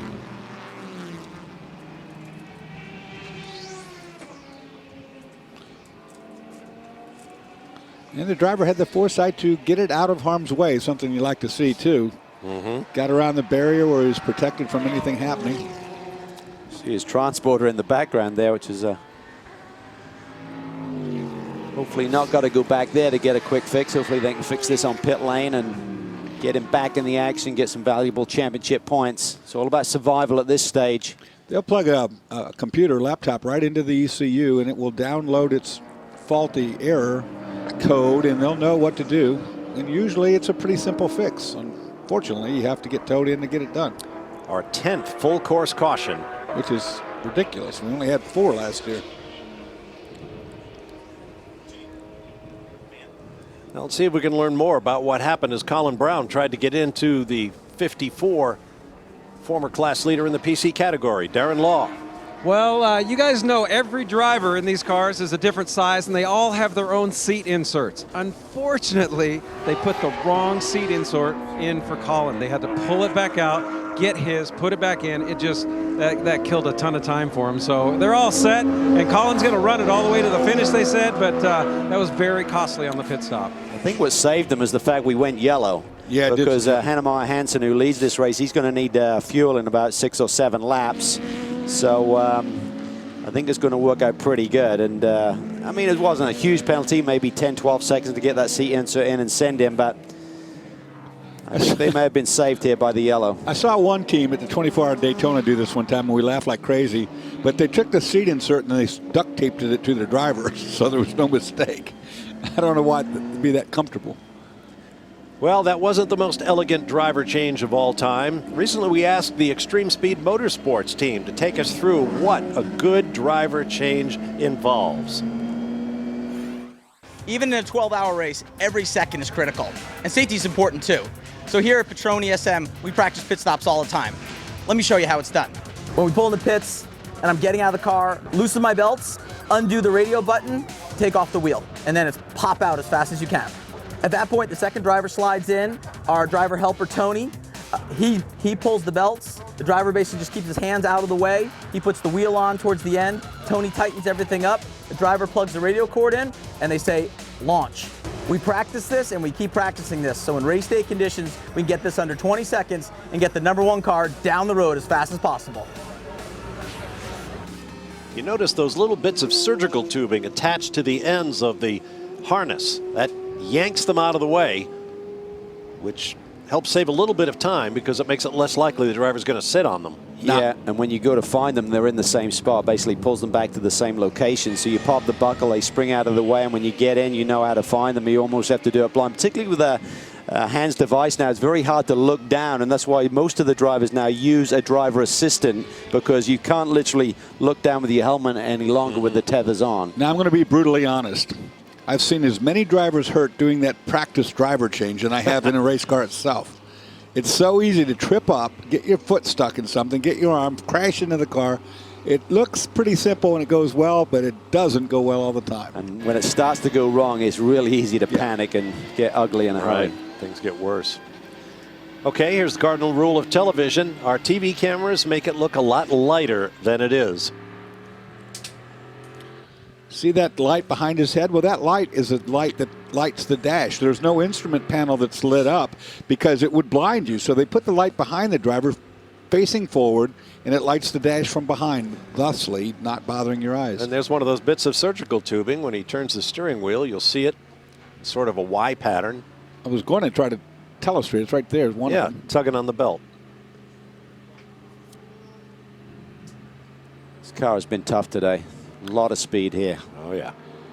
You know, and as a side note, you can take a water balloon and shoot it at the guy trying to pass you on the passenger side. Just saying. Corvette looking for their 9th victory here at Sebring. What a record they have. Defending champions, of course, with Richard Westbrook and Ollie Gavin, Tommy Milner last year. And like Audi's domination of the prototype ranks, they've come quickly, basically since the turn of the millennium. A lot more lights now at Sebring than there used to be. There's some portable lighting out there, some temporary lighting that they got on scaffolds out there to help things out, but it's still extremely dark in areas of this racetrack. And that beautiful full moon we talked about earlier is here. Pretty good breeze out there from the looks of those flags. Yeah, snapping the flags a bit. Of course, that'll blow the food smells from the barbecue pits across the track. The drivers will start salivating. That's one of the advantages of the open cockpit car, because you can really get all of that, all those senses. You can smell the popcorn and you can smell the steaks, sandwiches. And inside the cockpit of the coupe, you can smell carbon fiber brake dust and clutch and hot oil, and pretty sure none of it's good for you. They should make a cologne in that kind of scent. Musk. Racer. Yeah, considering the day we've had thus far, the full moon can only Yeah. Had a little surplus. Yeah, I'm a little afraid of it myself. Leaders in. Sage Karam takes the Karam's opportunity. Oh, he no, doesn't. Ducks out. That was pit lane was maybe not open. Pit lane You know closed. what? He came through those cones. It'll be interesting to see if they take exception to that. That was really late to do that. Well, there must have been some form of miscommunication here. I'm not sure if pit lane was open or not. I don't think it is. I think the team Man, must he have went said right pit lane through those should be open. cones right there, guys. I mean, he was past the first one. Now I think. The pit lane marshals reporting in. What exactly was that? That was just kidding. I think the team were thinking the pit lane was going to be open. They must have told Sage come this time, and suddenly they changed their mind on him. Look at this time. We'll see it clearly. Some fast hands here, I tell you. He did. He's past the cone. He goes right through. Didn't hit a one. I don't think he touched any of them. Didn't hit a one. Wow. Okay, you get your license. That could be the move of the race right there. We don't know what the intent Assuming was. they don't hammer him. Look at it this way. And Joao Barbosa was thinking, oh, right, man, go for it. No. Oh, that's what it was, too. Look, the yellow lights have been on. He couldn't. He had to abort. Well, I think word had gone out initially that pit lane was going to be open for prototypes, so I think everyone was expecting. Yeah, that may be a mitigating factor in his favor. So I don't think anything will happen with that because he did what he had to do. Had fast hands, too, didn't he, Cal? Yeah, that was pretty cool. That'll wake you up. Yes, sir. Okay, let's look at the competition here. Sage Karam's got tremendous speed. We know Dixon's going to be speedy in this 02 car as well. Barbosa, the 5 car, hasn't been that quick here in the last couple of hours, but just sort of hanging around. The 42 car, Gustavo Jakoman, they've shown some speed. The 1 car, remember David Brabham pitted, is topped up with fuel, so he should leapfrog towards the front of this pack once these leaders start to make their way down pit lane. Angelelli back in the mix. Spoke to Jordan Taylor a few hours ago. He said the car was really not hooked up in the heat of the day. He said in the cooler start, Ricky had a great opening stint. And he said, we're hoping that the racetrack comes back to us. And we talked about this at the beginning as well. Car can feel really good, and then suddenly it's almost undrivable. Just got to be patient and wait for that sweet spot again as the track starts to cool down. Yeah, this track changes as much as any track I've ever been on, you know, from the morning where it's got a lot of grip, at night it's got a lot of grip, in the middle of the afternoon you'd think you were in a different place. Sometimes you're out there driving, it's like, did I get in the wrong car? What happened? Yeah, what'd you do to my car? I remember that so many times. What'd you guys do? We didn't touch it, you know, it's fine. The other thing is you think you're struggling, and then the team manager will say, well, everyone else is slower than you, so everyone else is struggling the same amount. So, but in your mind, you can't comprehend it because you haven't, you know, Yeah. it's just not the same beast anymore. It's not the input you were ready for.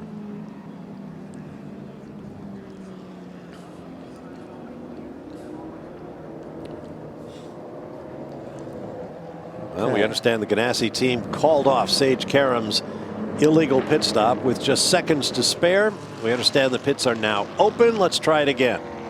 Oh, this time he almost drives by it. It'll be less dramatic this time. Okay. here we go. And this is where the teams can really make a difference. If you can execute just a little bit quicker, you can leapfrog some track positions right here in pit lane. Greg? Well, it starts off perfectly. Hits the marks, everybody off and over the wall. They are going for the driver change, so Sage Karam, who's been very impressive, even with a near mistake, he's survived it beautifully here.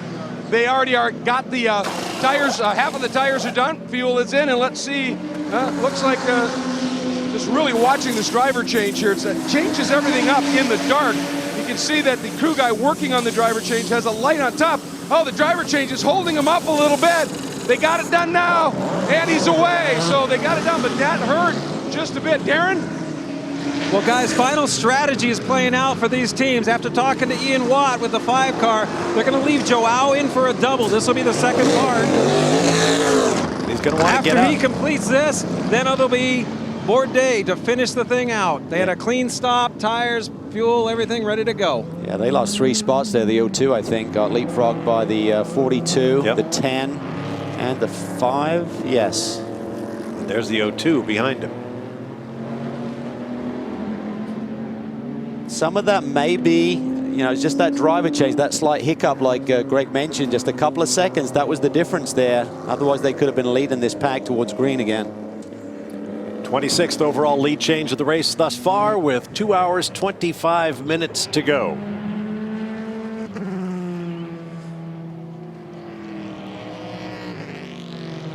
Looks like the party's starting over at Chateau Elan. And everywhere else. And Green Park, and name a turn. Gather your friends.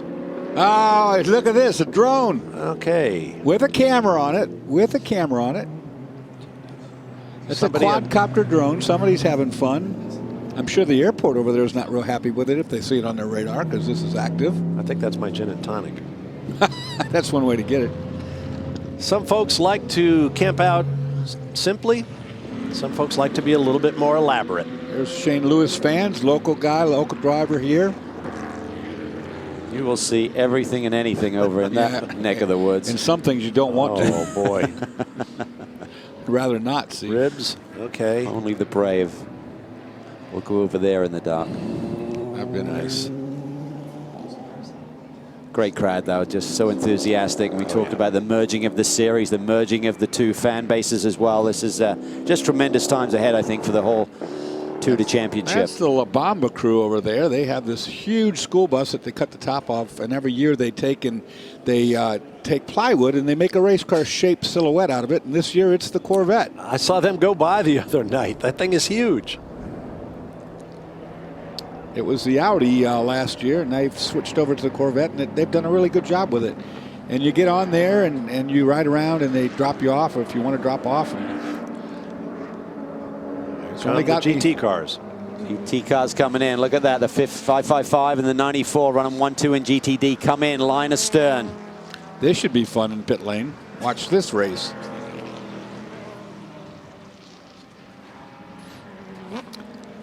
The record, in case you were wondering, for number of cars on the lead lap is 3.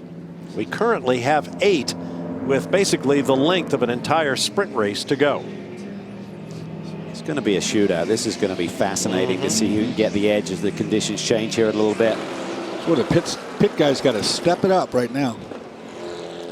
To Greg. And they're off the wall. They stepped off in a hurry. They're working on it here. This is going to be no driver change at this point. They are doing the tear off on the windshield. It was tremendously gooped up. So wise move there. And at this point, they've only done the lower half. I don't know if they just want to leave that on for this point. Got 2 of the tires done, working the other 2. Engine comes to life. Boy, that was a great shot. They are away. Yeah, there'll be a few high fives around for that one. Chris. Third place, 912 Porsche just came in. York Bergmeister got out and Patrick Long got in.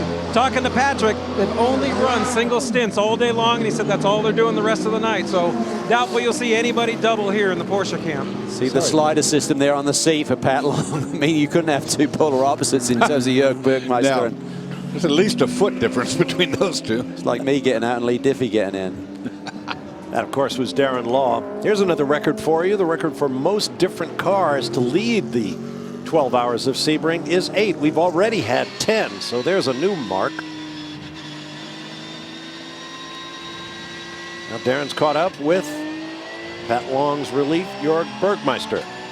Jörg, how are you, buddy? Good run, man. Hey, you guys are having a great stint. You're running second for quite a while there, and we saw going down to the hairpin. You got a little lockup. What happened? Yeah, I tried to keep up with the Corvette and didn't quite make it that turn. Unfortunately locked up and decided to go wide, and Kumo got by. Now we changed to a softer compound, and I think the car should be better now. And that softer compound, is it still good for an entire stint? I sure hope so. Okay, so do I. Good luck, buddy. Thanks, man. Let's show you what Jörg Bergmeister's talking about here. We had 2 choices. Well, that wasn't the one. That's not the one we were thinking of. That's not the one we're looking at. It was a tap earlier in the race. Contact. He took to the escape road when Kuno Wittmer was down the inside of him and lost that second position. The choices he had a brake locked up, so the tire was locked up and it was smoking, and so if he'd had tried to make the corner, probably would have flat spotted the tire, so he boarded that attempt. He took the outside escape road, so he doesn't need new tires, but, you know, long way around. This is the moment that you kind of live for when you're a race driver, though, you know. Yeah. Trying to take it home. And they put soft tires on. Yeah, I love that. Because you're a hero now. Yeah. I mean, you've gone through the worst part of the day when it was hot and you're sliding all over. Now they put some grippy tires on there, and you can make things happen. 2 hours 20 to go, so I would assume, unless they're going to put Christensen in to finish this thing off, that the Pat Long will bring this to the checkered flag here tonight. Or finish it off the race. I'm not saying he's necessarily going to win, but you know, I don't think there'll be another driver change with 2 hours 20 minutes on the board. Amazing how light it looks with the camera. You said it before, Bob, Yep. that our camera lens is so much better than the human eye. You look out the front straightaway where we're sitting, and it is absolutely pitch black now. And speaking of the cameras, Dorsey, we'd like to give a big shout out to all of our camera operators around the track. They have been working since 9:30 this morning. On air since 9:30. They actually showed up a lot earlier than that. Of course, we announcers get the luxury of coming in 5 minutes later. I think they woke me up around 6, maybe 5:30. Shame on them. Which is okay. No, they do a great job, and we're glad to have them with us. After all, what would we talk about if they weren't here? I was up already because there was some idiot in the infield with a loudspeaker. I don't know what he was saying. I don't think he knew what he was saying, but he was sure making a lot of noise about 4:45 this morning. Seeing the class wave by right here. All of these cars passing under yellow right now. This is a legal procedure. Essentially what they want to do is anyone who's trapped in front of their class leader and behind the safety car, they get a wave around to try and get back on the same lap as their class leader. So it's just a great way of not ruining a race. Before we had this procedure in place, you could literally be only 30 minutes into a race and suddenly go a lap down just because the overall leader had lapped you, you know, and you get a safety car come out. So this is really a great way to do this, and I applaud all the officials who worked this one out. While we're on the subject of records, in second place runs Memo Rojas with that Ford-powered car from Ganassi Racing. Ford hasn't won here at Sebring since 1969. The unmistakable shape of the Ford GT40 from John Wire Automotive. Jackie Ickx and Jackie Oliver brought it home to victory here at Sebring. Haven't seen a blue oval atop the overall podium since. It could happen today. To Greg Kramer with Scott Pruitt. Winningest DP driver in history before the series merged, obviously. Lots of championships. Normally it's the 01 car that's up front and everybody, you know, getting all the attention. You've had an interesting day, particularly, we've been hearing on the radio, a little loose on entry, huh? Real loose on entry, as a matter of fact. You saw me spin yesterday in qualifying. We got it toned down, but certainly not settled. You know, the Ford guys done a great job. Ganassi boys, hi to my family at home. You know, it's been a crazy race, and even more so for us as a team, because we've never been here before. So, a lot to learn. We've been learning a lot. We've been trying to make the car better. It has gotten better. These cooler conditions are going to add more grip. So, I mean, it's going to be an incredible finish. The 02 car's running strong. The 01 car's running strong. Again, I mean, the Ford guys have done a great job. It's been a Herculean effort to try and get all these pieces together after Daytona and to here, and I just can't, you know, I'm just proud of all my guys. Well, and a huge change. No diffuser at Daytona, going to that package here, just, you know, struggling to find that balance? It is. I mean, I hate to say we're behind, but we're behind. I really feel like, you know, coming into this race, we're finally starting to catch up a bit. That's the biggest thing. We came out of Daytona, we weren't happy with the car at all, did a lot of work, Ford did a lot of work. Collectively, a lot of engineers got together and, you know, what do we need to do to get this thing right? And I really feel like the open test we had here was kind of the start of our season, where we could really focus on the car and the balance and where we're going. Just to know who's going to finish. Who's going to bring it home tonight? We're just taking a look right now. I mean, it just kind of depends on who cycles out. Could be me, could be Moreno, could be Memo. I mean, it's hard. We're going to just we're playing it as a caution's fall because all of us are running real strong. All right, and one of the nice things, Calvin, you were talking about the merger and the crowd and the response of merging the fan base. You get to see the winningest driver in Daytona Prototypes with 41, the winningest driver in the American Le Mans Series with 49, finally going head-to-head. That's cool stuff. That would be Lucas Luhr. Yeah. And it's nice when you got a driver lineup who they're comfortable with any of the guys finishing, and that's really the ultimate team. Quite a career Scott Pruitt has had. I can remember when Jack Roush used to say Scott spent too much time in karts. as he raced him all the way up into his teenage years, winning, God, more than a dozen national championships, as I recall. He's gotten it done in the big cars. Marino's tough here. He won in the P2 class here last year, so they said he was really strong in the night practice here on Thursday, so just have to wait and see what Michael O'Gara does on the first big call of his new stint at Ganassi Racing. Pretty good artificial lighting in that corner, you see. That was one of the darker areas, actually, going back. I guess the worst part now is probably back by the airport where you make what we used to call tower turns. Turn 13, right here. Give a shout out to Timmy Keane and Simon Hodgson, who have been longtime team managers with both Ganassi Racing and Wayne Taylor Racing. I'm sure they're watching, and we can't wait to have you back on pit lane, boys. We missed you this weekend. All the blue lights to the active runway, which is just beyond the barrier there.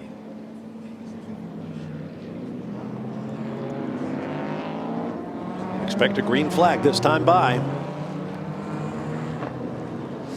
Lights are out on the Corvette pace car. That question Memo Rojas asked us, Bobby's about to find out. What's Sebring like in the dark? Dark.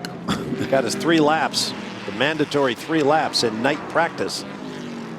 So you need to eat carrots to see at night. I think you need a carrot in front of you to lead you around this place for a while. It's a lot better now than it used to be when it was at that 5.2 mile track where you used to go way out past all the hangars and the airport runway. That was really no man's land.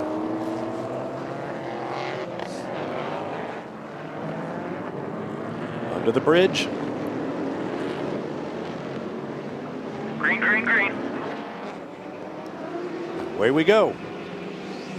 Here we go. Let's see which of these cars comes to life in the slightly cooler conditions. A big move down to the inside. And Memo Rojas takes the lead from David Brabham.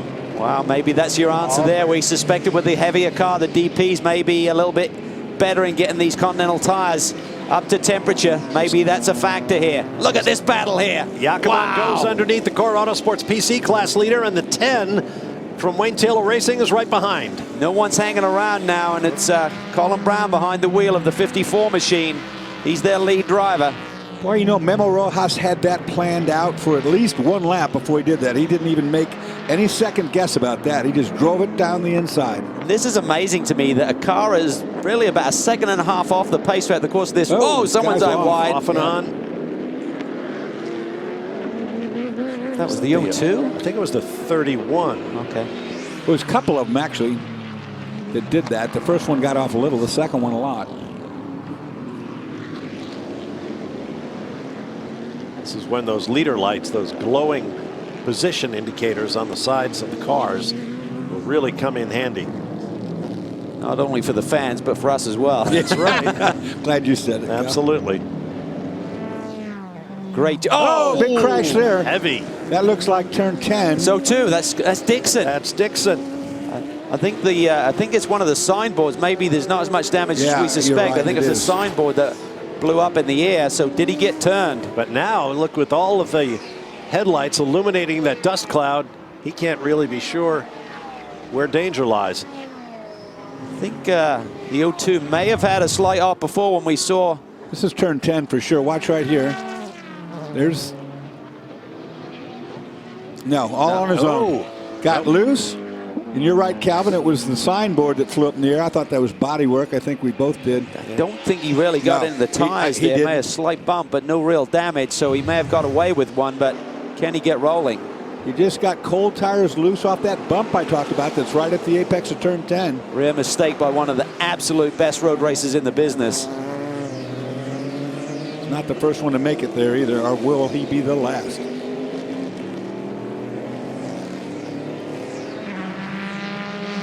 Here comes Brabham, trying to come back at Memo Rojas.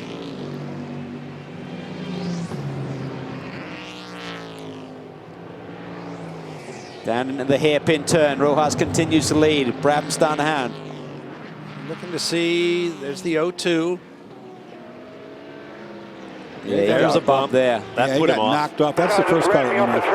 That was one of the Action Express cars that turned him there, and I think you may have just had dirt on his tires still, maybe, so he didn't have the ultimate grip he was looking for when he got further ahead around the racetrack. And that caused the spin. Good call, Calvin. That's exactly what happened there.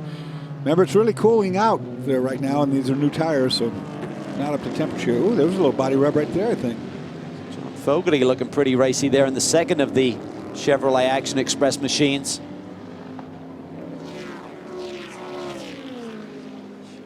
This thing is going to get pretty racy here, I think, Doss. It definitely is. I can feel it, too. Different energy right now. It's really like a basketball game. You just want to get through that first 3 quarters of this race and then be in position. It's quite a step for Memo Rojas. Remember, he's not raced here before. That's a good point. That was a heck of a move he put on David Brabham, who Boy, has you know raced what? here a bunch. He had it thought out. I mean, you could tell right away. He had that plan from... Dixon's radioing in saying that the car is fine, so he got away with that bump and with the spin. Just looked worse because he hit that signboard and flew it up in the air. His lead is a couple of seconds off their fastest laps right now, so I don't think they've still got these tires up to temp or would take longer up to pressure. Probably take 4 laps, 3 laps, something like that to get these up to temperature and pressure.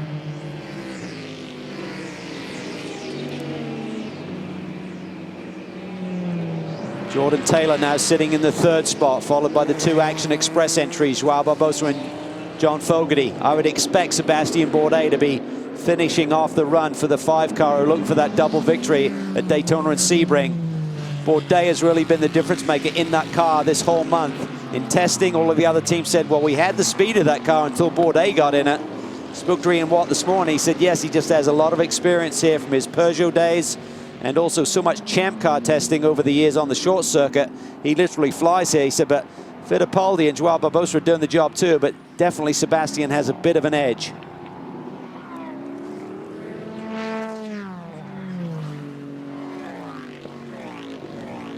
All the different engine notes, even more important now in the dark, guessing what car it is going by. I was listening to that too, Bob. I actually like that we don't have a spec engine deal. We can actually hear the different notes, the different cars, the turbocharged cars, the big V8s thundering around. It's all part of the spectacle of sports car endurance racing.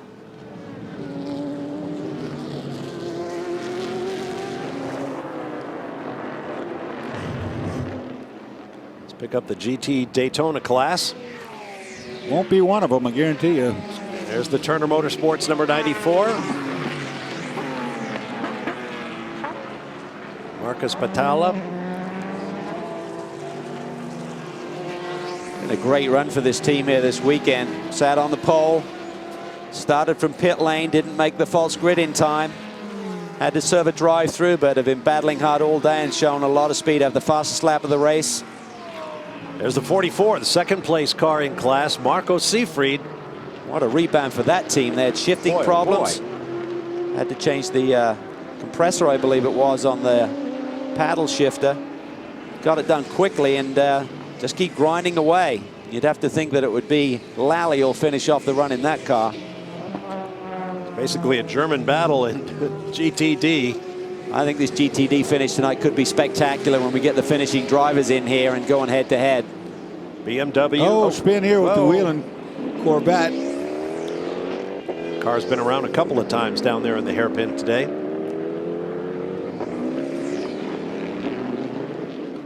Hopefully he uses a bit more patience than some of the other cars we've seen throughout the course of this race. I was thinking that too, Cal. He's already, either the engine's not running or he's showing patience. I hope it's this latter. There you go.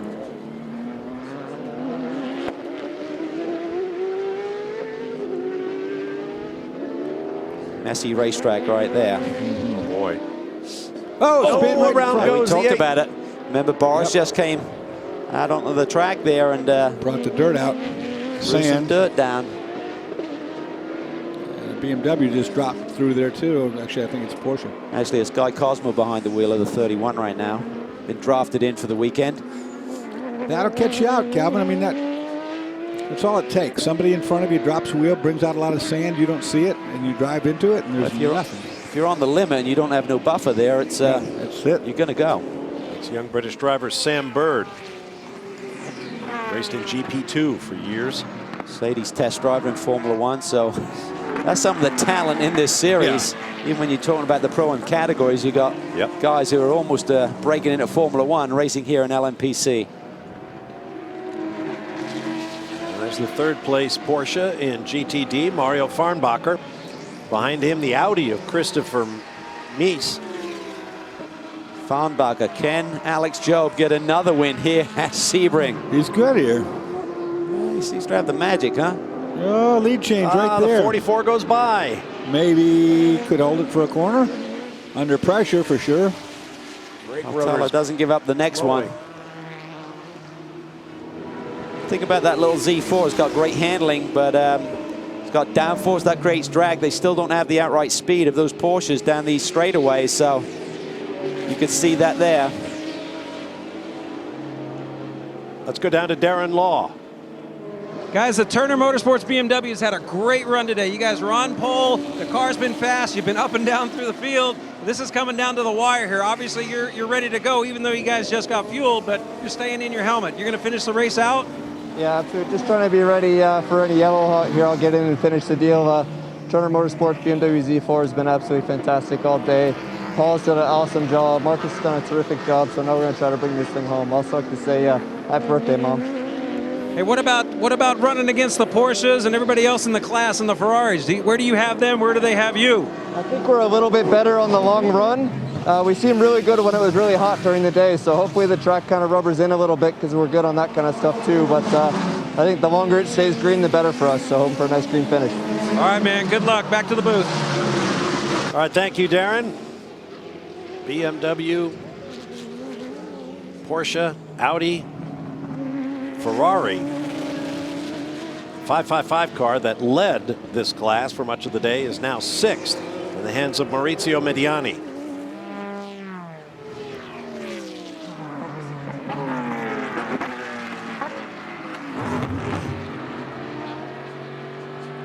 Aboard the 4 Corvette.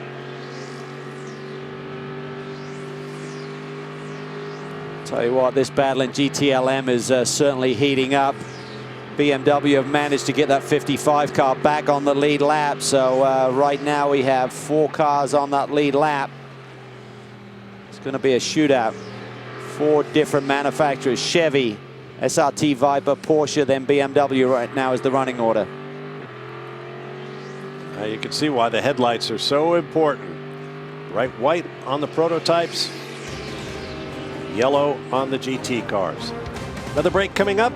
An announcer change on the other side. We'll be back with more from the Mobil 1 12 Hours of Sebring. If you've ever wondered what it was like to lead the Mobil 1 12 Hours of Sebring in class, well, you're doing it right now. So sit there in your chair or on your couch and enjoy it. You're driving the number 4 Corvette, leading in GTLM. Tommy Milner just happens to be along for the ride with you. I know you're making the noises at home and moving your hands on the steering wheel. Justin Bell sitting up here with me, as is Tommy Kendall. You guys have driven around this place at night. Yeah, actually, the last time I drove, Tommy was looking at a yellow hood in 2000, racing for Corvette. And we actually had a really strong run going until we didn't. Well, you're getting a little view of what it's like. One of the big challenges, not only is it dark, you don't have all the auxiliary lighting like you have at Daytona, but the crown of the road, because the lights are pretty low, the crown of the road actually acts like a shade. And so the exit of one... They were saying something on the radio there. Okay, on board with the bomber, trying to reel in that 4 Corvette. Again, the Viper Vet battle rages on. Those taillights you see up ahead are Tommy Milner, and they're trading laps that are very, very similar in speed. Not at all uncommon to see a Corvette up front. We've talked about the success they've had here at Sebring, but think about this. It was just 1 year ago today that SRT started their first full season with the Viper. They ran the few races before that, and Tommy, you were a part of that program, but I mean, they've come a long way in a short period of time. Yeah, and both the car itself and the infrastructure of the team and they're having a nice solid run. And even the 91 car, which we saw being held together with Bear Bond, those things are tanks. We learned that at Petit Le Mans last year, and Dominic's got that car up to 7th, and I think they've been getting laps back. They're 2 laps down to the leader, but it is dark here. I was starting to say that the exit of 1 with the Crown. There's the 912, Patrick Long, just behind Jonathan Bomarito and his Viper. Such a different sound. And I've been doing a little super sleuthing during my time off air. I'm about to break a story. Here we go. Notice the in-car camera here with the Michelin sticker. Remember the incident in the hairpin where the 912 got into the Ferrari and turned it around, and we were saying it looked like a late pass and it was under review. They issued a penalty to the wrong car. They penalized the 22 GT Daytona WeatherTech Porsche. They were disputing it. And they said, we didn't hit anyone. They said, if you don't pit now, we're gonna stop scoring you. They pitted, penalized them a lap. And so we need to get someone down to talk to Alex Job. He's probably cooled off a little bit, but they've gotten back on the lead lap. But it raises the question, where is the penalty that was supposed to be applied to the 912? So why don't we get someone down to that WeatherTech pits to talk to either Cooper McNeil or Alex Job. Super sleuth. Sneaking around down there. How do you sneak around the size as you are? It's dark. And he's not smiling. He just blends in. I moonlight as a paparazzi out west when I'm not in the races. Yeah, but look how dark that is. Those headlamps just barely penetrating the light out there. You can see you've got the main beams and then the side beams there to illuminate the curbing as you go through the corner. But you know, the thing for everyone to know is that when you're driving around a racetrack, generally the track doesn't change the layout in between corners, so you do get into rhythm. But right now, we're going to take a quick look at the incident here that Tommy just talked about. Let's go back. There's the 912, Michael Christensen was driving. Now, this is not the one where he turned the Ferrari. That's when he went straight at the hairpin. Got into one of the Ferrari GTDs. 63, a little earlier than that, and turned him around. Turned him around there at the hairpin, and that was the contact call that they were reviewing. So if we can find that, we'll show it to you. But pictures, they say, are worth 1,000 words, but I think Alex Job probably has maybe not quite 1,000 words, but he's with Greg Kramer down in pit lane. Maybe not 1,000, but I bet their choice. Alex, obviously a bit of a controversial move that was called on a penalty for the number 22 WeatherTech car. And you said you've been up to the tower a couple of times trying to sort it out. Yeah, I wanted to go to the tower and I wanted to request to see the video that they ruled on. And they did. They showed me the video, and as they were showing it to me, I could see the oops come out of them, because it was very clear the 22 was way ahead of the incident, and it was one of the white RSRs that made contact with the red Ferrari. And I just don't understand how they could rule on that. And then the other comment was, well, before we saw that, the comment was, well, the in-car video shows it the best. So if it's in-car video that I've been seeing all day, it's got a big Michelin on the roof. So, you know, again, that makes it even harder to understand how that could have been ruled on by, 3 different people looking at it. Did they give you an indication of anything they might be considering to fix it, essentially? Yeah, they said that they would discuss it and would work on it and do whatever they could. And then I left, and then I went back about an hour and a half later, and they're still saying that. So at the very least, I think they need to calculate the lost time, the 80-second hold, plus the drive time through the pit. And that still really isn't all of it, because we lost time coming into the pit, going out of the pit. But I mean, at that time, I believe we were running second. And so that's a lot of lost track position. So, well, it's a difficult situation. And what bothers me is they kept saying, you got to serve the penalty, you got to serve the penalty, and we kept arguing it. And they finally said, you got one more lap to serve it, or else. Well, how about a request for somebody to come to the tower and let's look at the video? That would have been nice. absolutely it would have been. On the other hand, their other car, the Team Seattle entry, is leading, and if they win, it would be a 10th class victory for Alex Job here at Sebring. What a great run for the 23 with Ian James, Mario Farnbacher, and Alex Riberas. And Alex Job has had so much success here, and we've talked about it throughout the show. 25 years of running at this racetrack, and if they can get the 23 car up to the top of the podium, that would be huge. And I know that Ian James has wins here at this racetrack before, and I was talking to Alex earlier in the weekend. He said, you know, he's not the youngest guy on the team, but he really's taken the younger drivers under his wing and kind of helped them out, kind of plays den mother to them, gets them focused, and it gets their plan together, and then gets out on track, and they're getting the job done. We understand there was a penalty applied to the 911 car, so let's see. There's the 49 Ferrari.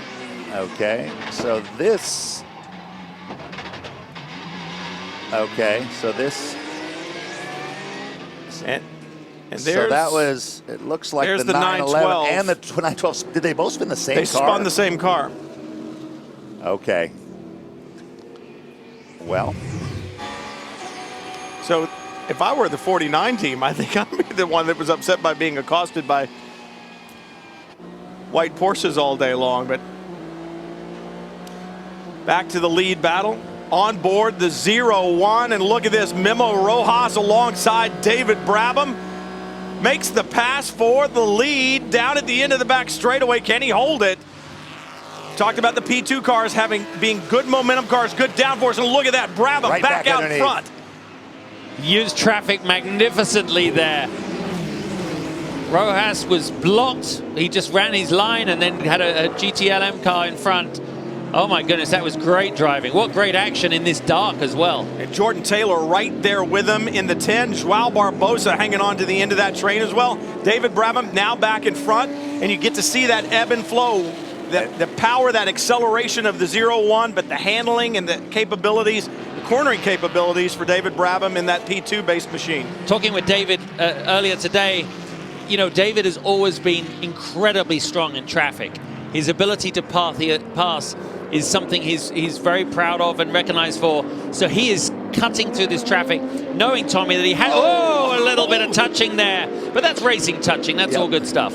Barbosa, so Jordan Taylor has a war on two fronts. He was just about to put the move, and now look at the two Action Express cars. This is fraught. John Fogarty in the 9. He doesn't care. He's just filling in. Remember, his regular team has withdrawn for the season after the that huge crash that Memo Gidley had at the Rolex 24.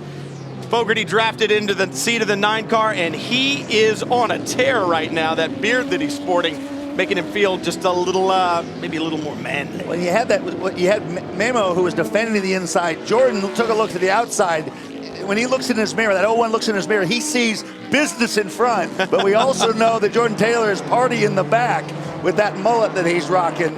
And so then all of a sudden, you had the car underneath him, feeling that knocking him sideways. So now he has to worry about defending from behind. Yeah, mountain man John Fogarty hanging onto the back of this 3-car train right now. And man, any mistake, and he's going to be moving up. And Brabham likes to see that break out behind him. Yeah. So does Memo Rojas. Yeah, that was a great example of, as I said it earlier, world-class drivers going at it on the same piece of road and without traffic really interfering with what they're doing. That was good stuff. And now as you leave the bright lights of pit lane and you head down there, suddenly you feel much more isolated and focused with what's going on. Of course, there's a lot of lights as you go through the hairpins there. And the lights actually come at you from behind, don't they, Tommy? And it's a little blinding as you exit some of these corners. Easy to confuse it with a car coming from behind.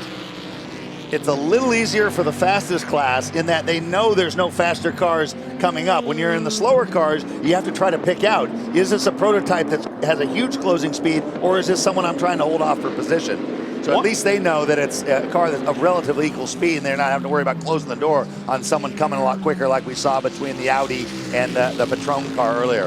1 hour, 49 minutes to go, and it is all-out sprint race from here, and that means fuel strategy is going to play an issue as well. How far can you go? How many stops will you need to make? For more, let's go to Greg. Well, basically, it's just something I wanted to run by you guys because I've been chewing on this since those last stops. And the reason it takes me that long is I'm not the math whiz that Cal is, of course. But from when the prototypes made their last stops, moving forward with those fuel windows that they have, to me it seems like they could be within a couple minutes of making it to the finish if we don't have any cautions. If that's the case, this is going to be fascinating to see this play out. Do they back off a little bit, conserve? Do they have to run hard? What's the plan? But like I said, to me it sounds like it could be very, very close.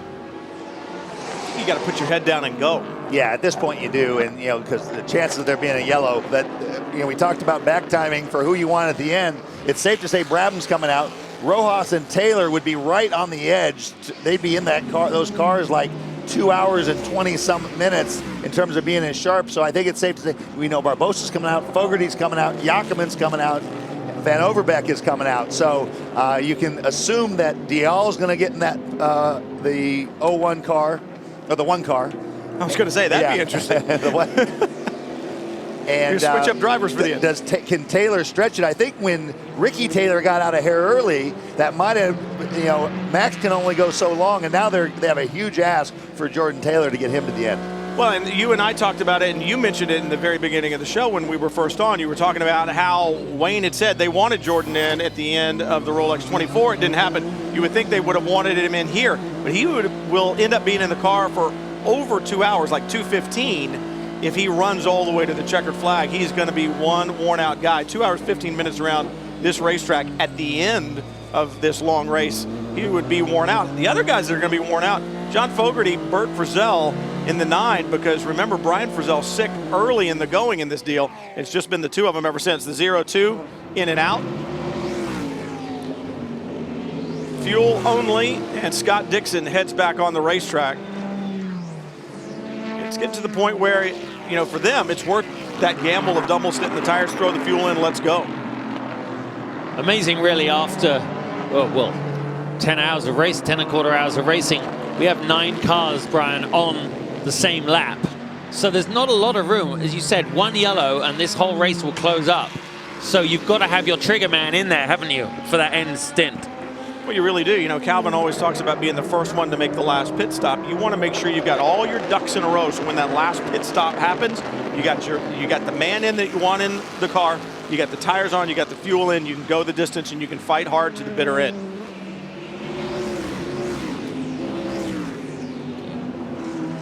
Understand that David Brabham will be heading to pit road in probably just one more lap, so he'll be out.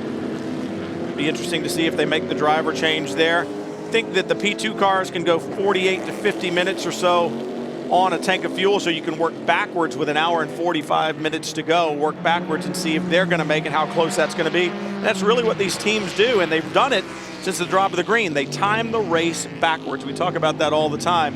You start at the end of the race and you start bringing it backwards, trying to make sure that you're going to have the drivers in position to do what you want, make sure you have that right driver in the car at the end of the race. Taylor, Barbosa, and Fogarty are they have held this same distance for the last 5 laps now, within reason, and that just shows as we follow Brabham through that section of the track. He's obviously on the last third of the track now, but the Brabham right now is able to pick, he's not picking his pace, he's going as fast as he can, but he's not having to look in his mirrors, and I think that counts for something. He's only got Rojas almost just under 2 seconds behind, but that's enough in one of these cars, and as you said, Tommy, he knows he can't pick 2 seconds up in one lap, so not at this stage. So I think everyone's really, I think they're not taking undue risks other than in traffic. And it is going to be awesome to the finish. They were talking about it earlier, Bob and Calvin and Dorsey. The record was 3 cars on the lead lap. We got 7 or 8 on the lead lap now. I just saw a tweet from Michael Schenk Racing saying that the 60's now back on the lead lap. So they've got Negre back on the lead lap. So there is another very, very strong car that can push to the end. Remember, they've got Justin Wilson that they can put in if they want to put another driver in on one of these next stops. And so he'll be a good shoe to the end for the 60 car. How about a shout out for David Brabham? I saw him getting worked on by the team physios the other day. He looks like, I don't know what a race car driver is supposed to look like. He doesn't look like one. It looks like no muscle tone. He's been in this car 1 hour and 56 minutes. The Brabhams are just famously nonchalant. I remember when Jeff Brabham had a massive crash at Del Mar, and he wanted to go, and they wanted to send him to the emergency center. I said, we need your vital signs. He says, I'm 5'8", 150, and he walked off. They are just as calm as you can be, but David Brabham, look at him. Just building a big, nice 5-second gap. He's going to turn it over to Ryan Dial and let him bring it home. And he is one of the smartest guys out there. I say that. He's very smart in a race car. I'm not sure how smart he is when it comes to choosing friends, because Justin and I know that you guys are good, close friends. But one of the more cerebral drivers out there. Issue for the 10 car. Hesitation. We had a lead change, but there was a missed shift, it looked like, coming out of the hairpin. Now he's being hounded right now. Closed on by the 9, John Fogarty. John Fogarty is going to have him down the next straight, Brian. I guarantee you that.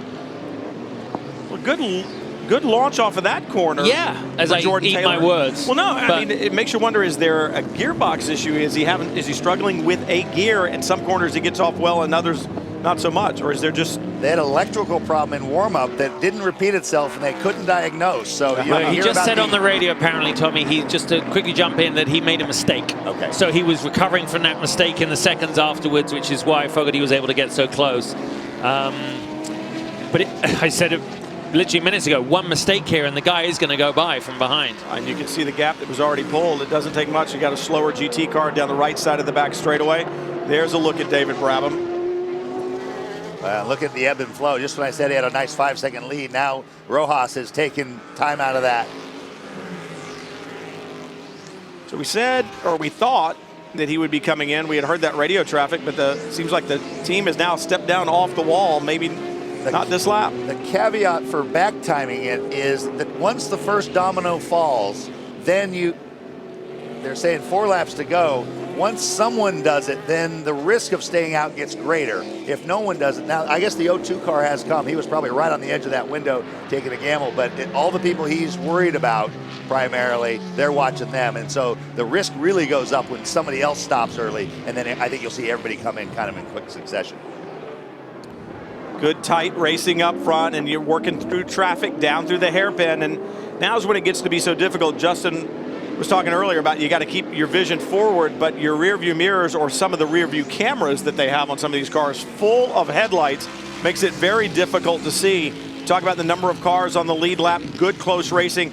The rules have something to do with that. Just got a little text from Steve Cole, who works with the Corvette program, was my crew chief for years, and said, don't forget that the wave by and the pass around rules here help with that, keeping cars on the lead lap. So that has kept it very close as well. So anyway you look at it, good competition here this year, good tight racing, and it's going to be that way for the next hour and 41 minutes.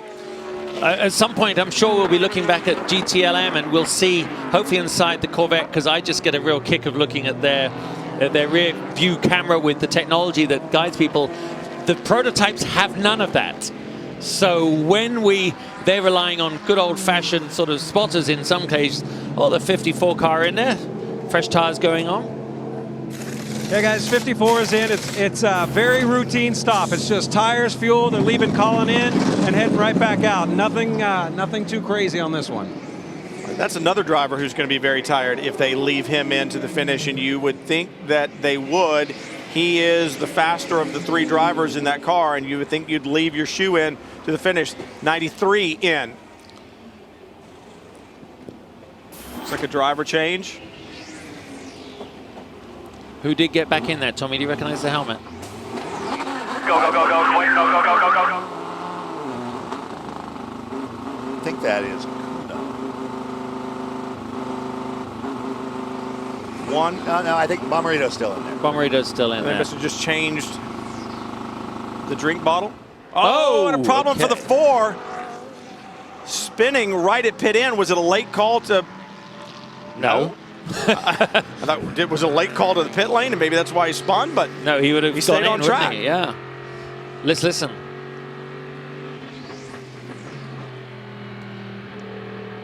Silence is golden, I guess. That promotes the 9-12 Patrick Long to the lead.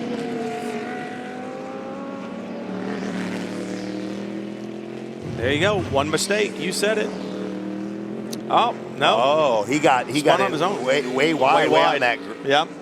like I said earlier, the track is very dirty out wide, and the bumps just amplify in 17, don't they? As you get further out, they just get worse. The speed was way off, so he was probably fighting that for a long ways. That was like a good old-fashioned tank slapper, probably from the bridge out.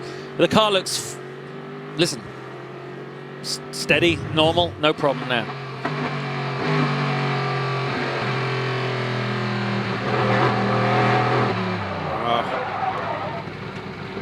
He's fortunate he didn't hit anything, and I'm sure he was very well aware of where the cars were around him, because he never locked the brakes and he rolled right back. I was just about to say, the line. he allowed himself to run back without flat spotting his tires.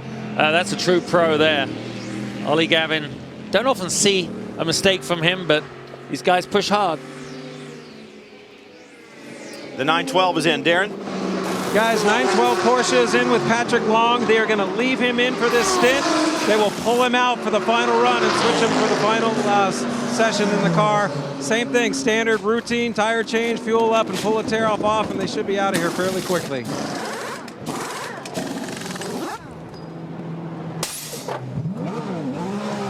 Very methodical stop. Patrick Long back underway. That was Ollie Gavin, I believe, his out lap. Looks.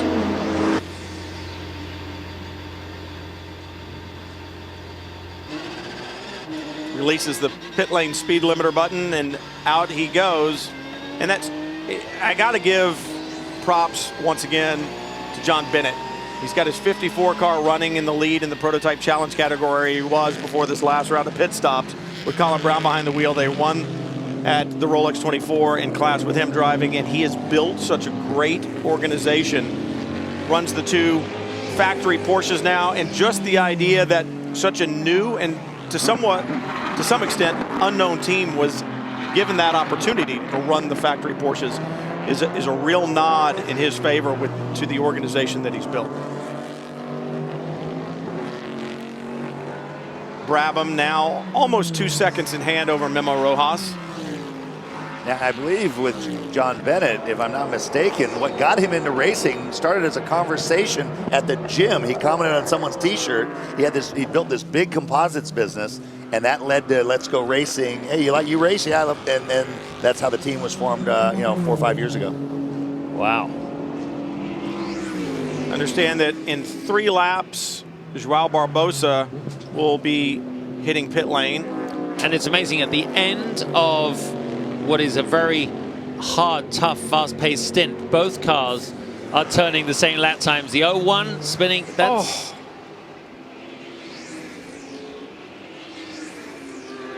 Makes you wonder if there's maybe some fluid or something out there. Was that a late call to pit? And just pinched it down, because he obviously then came straight in. And the crew was on the wall. They're ready for him. Yeah. Wow. Yep. 0-1 is in, guys, too. This was anticipated, but obviously we were expecting the 1 in as well, and there was a little issue. So this is going to be an absolute drag race here. There's a car that's going to be pitting in between the 2 of them, one of the prototype challenge cars. And the 0-1, that routine driver change, and it's a little ways away from me, but it looks like everything is going pretty well. They are just getting every drop of fuel in the car they can. It's down off the jacks. It is away. And that is going to bring it out, so we're just watching for the number 1. And boy, that 0-1, that was a great stop, and obviously with the issues, bit of a problem. It was a great stop, but there's an hour and 35 to go. Let's listen to the onboard here on the 0-1.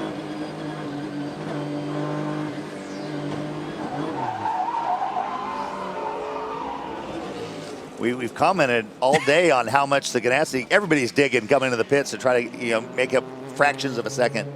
Let's listen to the radio.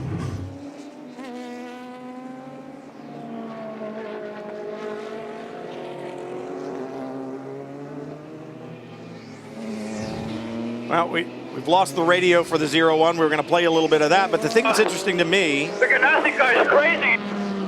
The Ganassi guy is crazy. He breaks in front of me to go into pit lane. And I think I spun him around. Oh. So maybe he got a little bit of help. He was down low and tight and had the 5 of Joao Barbosa that was right behind him. And Barbosa may have gotten into the back of the 0-1. Now the 1 car, David Brabham in. And Brabs is out, and Dial getting behind the wheel. Again, hoping for this to be a completely routine stop. Brabs has been absolutely flawless behind the wheel of this car. They are down, and Ryan Dial certainly had some brilliant stints earlier. He is away. That was crystal clean. That 1 lap difference might come into play. It's really, really close, and our Calvin Fish is whispering in my ear, helping me out a little bit. It's really close to being able to make it on 1 stop. Well, that's what got me. The 9 is in. That's what got me about the 0-1 stop. It was at 1:35, and if DP type car can go about 45 minutes, that's 5 minutes short of being able to do it on 1 more stop. Yep. So, and yeah, there is time down pit lane, and I get all of that, but it's going to be close is the point. I'm thinking about João Barbosa saying that guy is crazy. He's probably doing a little bit of advanced damage control, because if you spin a guy out, we'll have to see. They've been reluctant to make some calls unless they have really good looks at it, really good views of it. So he might have dodged a bullet if they don't have a good view of that, because it looked like Memo was pretty tight. I mean, he was still at speed, but he had not let the car outweigh by the wall. So we should probably hear what Memo has to say about that. And then if there's no other views of it, they're probably one of the benefits of nighttime. Yeah, covers a lot of things. Covers a lot of things. I can remember when Audi came and ran the diesel here the first couple of times. The whole rule on the diesel was the particle filters needed to make sure there was no smoke. And they pointed their fingers a lot at Peugeot, because in the nighttime here and at Le Mans, they accused the French, and other people certainly accused Audi of richening up the boost, because in a diesel you make horsepower by putting fuel in. When you put fuel in, black smoke comes out, and the rule was no black smoke. So they said, well, at night they always went so much faster because nobody could see the black smoke. The plots thicken. And speaking of diesel, the 70 Mazda with the Sky Active diesel has made fewer pit stops today than anybody, only 7 pit stops. Now, they haven't had the pace, and granted, it's a development program. It just gives you an idea of the efficiency of that diesel power plant. It makes a lot of power by burning very little amount of fuel. Right on board with Tom Long and one of the Sky Active diesel prototypes. Gives you a good idea just then of how dirty the screen just got on that car. The number 2 car there in the pits, and Greg is standing alongside it. Yeah, pit, they are in, and Johannes van Overbeek got out, and it is Pagenaud getting in. But Dorsey made a comment earlier about how you can hurt yourself doing the pit stop, and Johannes just twisted his ankle getting out of the car. I think he stepped on one of those hoses, the air hoses, and it just absolutely, you can see, he just buckled for a second and then limped away. Otherwise, it was a good stop. And I have David Brabham with us right here. And Brabs, I'll tell you what, welcome back to Sebring, first of all, and what a stint you put on. You got a great dust up there with the 0-1, and that pass for the lead was special. Car seems to be working great. Absolutely, you know, the ASM Tequila Patrón car is just really hooked up at this time of night, and we were able to have some fantastic races out there. But managed to keep it clean and keep it in the lead, which is really what we have to do, because if we're behind, really hard to get past them. And of course, these cars are a little bit more aero sensitive, I think, and when it gets colder, the air gets denser. Does that really starts to play into your hands a bit? Well, I think it does a little bit, because the aero on this does improve, and also it goes slightly forward at night, so it helps the front end. All right, let's get down to Darren. All right, guys, you guys have been talking about Sebastian Bourdais and how fast he's been all day and all weekend. He's hopping in right now. This will be the final driver change, and he's going to take it all the way to the finish. We're doing the standard routine, tire change and fuel. Everything looks good. Car looks good. There's not any marks on it, so they've been really, really smart about how they've driven this thing. Well, the only mark that I see is right there, the grill, and if we go back to the spin from the 0-1 and then Barbosa's radio communication, he's really crazy. I hit him. Think about how those diffusers now stick well out of the back of a Daytona prototype. Perhaps there was a little They're having contact. a bit of trouble wiring him up in the car right now. But if you look at it, it must have just been a kiss, Tommy. I mean, because that was just a bent back screen, so it can only have been a little gentle assistance.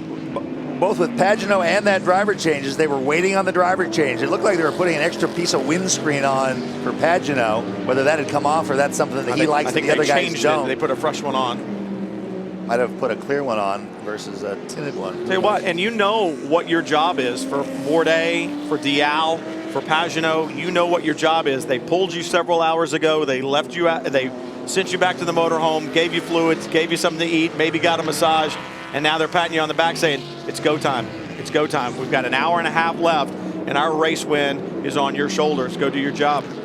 Right now, within 20 seconds are the top 5 cars in prototype. That's a race waiting to happen, isn't it? Ricky Taylor in the 10, Bourdais in the 5, Dial in the 1, Pla being shown in the 42. There's a look at the 555, Maurizio Mediani. Co-driving this weekend with Jeff Siegel, Townsend Bell, and Bill Sweedler. And look at that car. I don't see a mark on it, which is saying something after everything that we've seen today. A little blue flame out the exhaust. I don't want to say that they've run a flawless race because I don't want to jinx anybody. Yeah, exactly. But I was just thinking that as we were watching those flames come out the back, no wonder the fans are gathered out the back to watch this race. Because, you know, they really do. They don't just get drunk and fall in on each other. Well, they sit out there. They build these stands. They're on top of motorhomes. These are serious race fans. And there's a reason. I mean, when you see cars like this, it's the GTLM leader, the Krone car, Ferrari going around. It's just, these cars are gorgeous. And at night, it just adds this whole element and a texture that makes you realize that's why you're a race fan and don't go and watch golf. The Krone car leading GTLM against all the factory big dogs. I'm guessing it's related to pit sequence and so forth, but I don't care. You've got to be close enough. That shows the great job that team has done. Tracy Krone with longtime co-driver Nick Janssen, and then Bertolini, and Janssen and Bertolini, very good shoes, and Tracy can certainly hold his own, and right now they find themselves in the lead of GTLM. Let's check in down in pit lane with Darren. Joao, you guys have been running all day up front. It's been a great run for the car, and the most of the run here has been in the sun all day long. It's been hot. I know there's been different levels of grip throughout the day. Has it changed as you've gotten into the night? Yes, it's really changed, but for us, I think it changed for the better. The car is running slightly better now. In dusk, the car was sliding quite a bit, and we did some tire pressure adjustments, and it seemed like the car is running very good. I was being held up behind the 10 car. I was clearly faster, but it's really hard to get around him. And the car is running really good. Hopefully, we didn't lose too much time in the pit stop, and we're going to be able to give them a good fight. Okay, now what about, we saw coming down into 17, it looked like you and the Ganassi car got together a bit. What happened? I don't know if we got together or not, but it was really, really close. If the guy wants to pit, he should let us know, because he went really wide on 17. I was getting ready to do the move. Coming out of 17 to overtake him, I had a really good run. I then suddenly decided to brake and turn into the pit lane without any warning, so that was really close. I don't know if we touched or not, but I just saw him like really braking hard and sideways. I don't know if he spun or not, so you know, it's a shame that he didn't let me know before what his intentions was, but for us everything is good. You guys know, I mean, it's going to get tighter and tighter and tougher. We've got so many cars running close together. This is going to come down to the wire for sure. And the car is going faster and faster. Sebastian Bourdais just put in the fastest lap of the race, being shown 16 seconds in arrears of Ryan Dial. I'm not sure, and it's a good story. He knows not to tell on himself, but Memo's right front was on the yellow line. Let's hear what Memo has to say about that. Well, Memo, a lot of discussion about what happened right before that pit stop, and you say you definitely felt a hit? Yeah, we're having an awesome run. The Telemex Ganassi 01 car was behaving really well in these conditions. We set up our car for night. We're battling for first place with David Brabham, and I don't know what happened to our boss. He made a really rookie mistake. I was coming into the pits and hit me from behind. I don't know if he thinks I can carry the same amount of speed in turn 17 if I'm coming into the pits. Obviously, that's not the case. He's been into the pit lane so many times, and he knows that's the case. Very stupid move from him that, I mean, didn't ruin our race because there's still time to go, but we're certainly in a position to fight for the win, and we need to keep digging again and hope the car is okay. We just, the other end of pit lane, just talked to Joao, and he said, you looked like you were a little wide, and he didn't realize you were going to pit. I mean, he wants a light signal for me to tell him I'm coming into the pit. It doesn't happen here. We're racing. He's not a rookie. He needs to know what's going on and be aware of what's happening. He ruined one of our best teams in the race. Well, that battle you had with David was absolutely superb. Sorry it ended up that way. So Memo's not happy. He certainly believes there was contact. Well, they're definitely, well, and the key is they don't have turn signals. So because he came in so hot, there was no indication that he was pitting. And so it truly is a miscommunication. Memo was on the yellow line, so that claim rings a little hollow. But you know, there is no way to know unless the pits communicate. Not a bad idea next time. 1 hour, 23 and a half minutes to go before the checkered flag falls. Ryan DL leads right now, but we still have a long way to go, and things are definitely heating up. It is going to be a barn burner to the checkered flag from here at Sebring.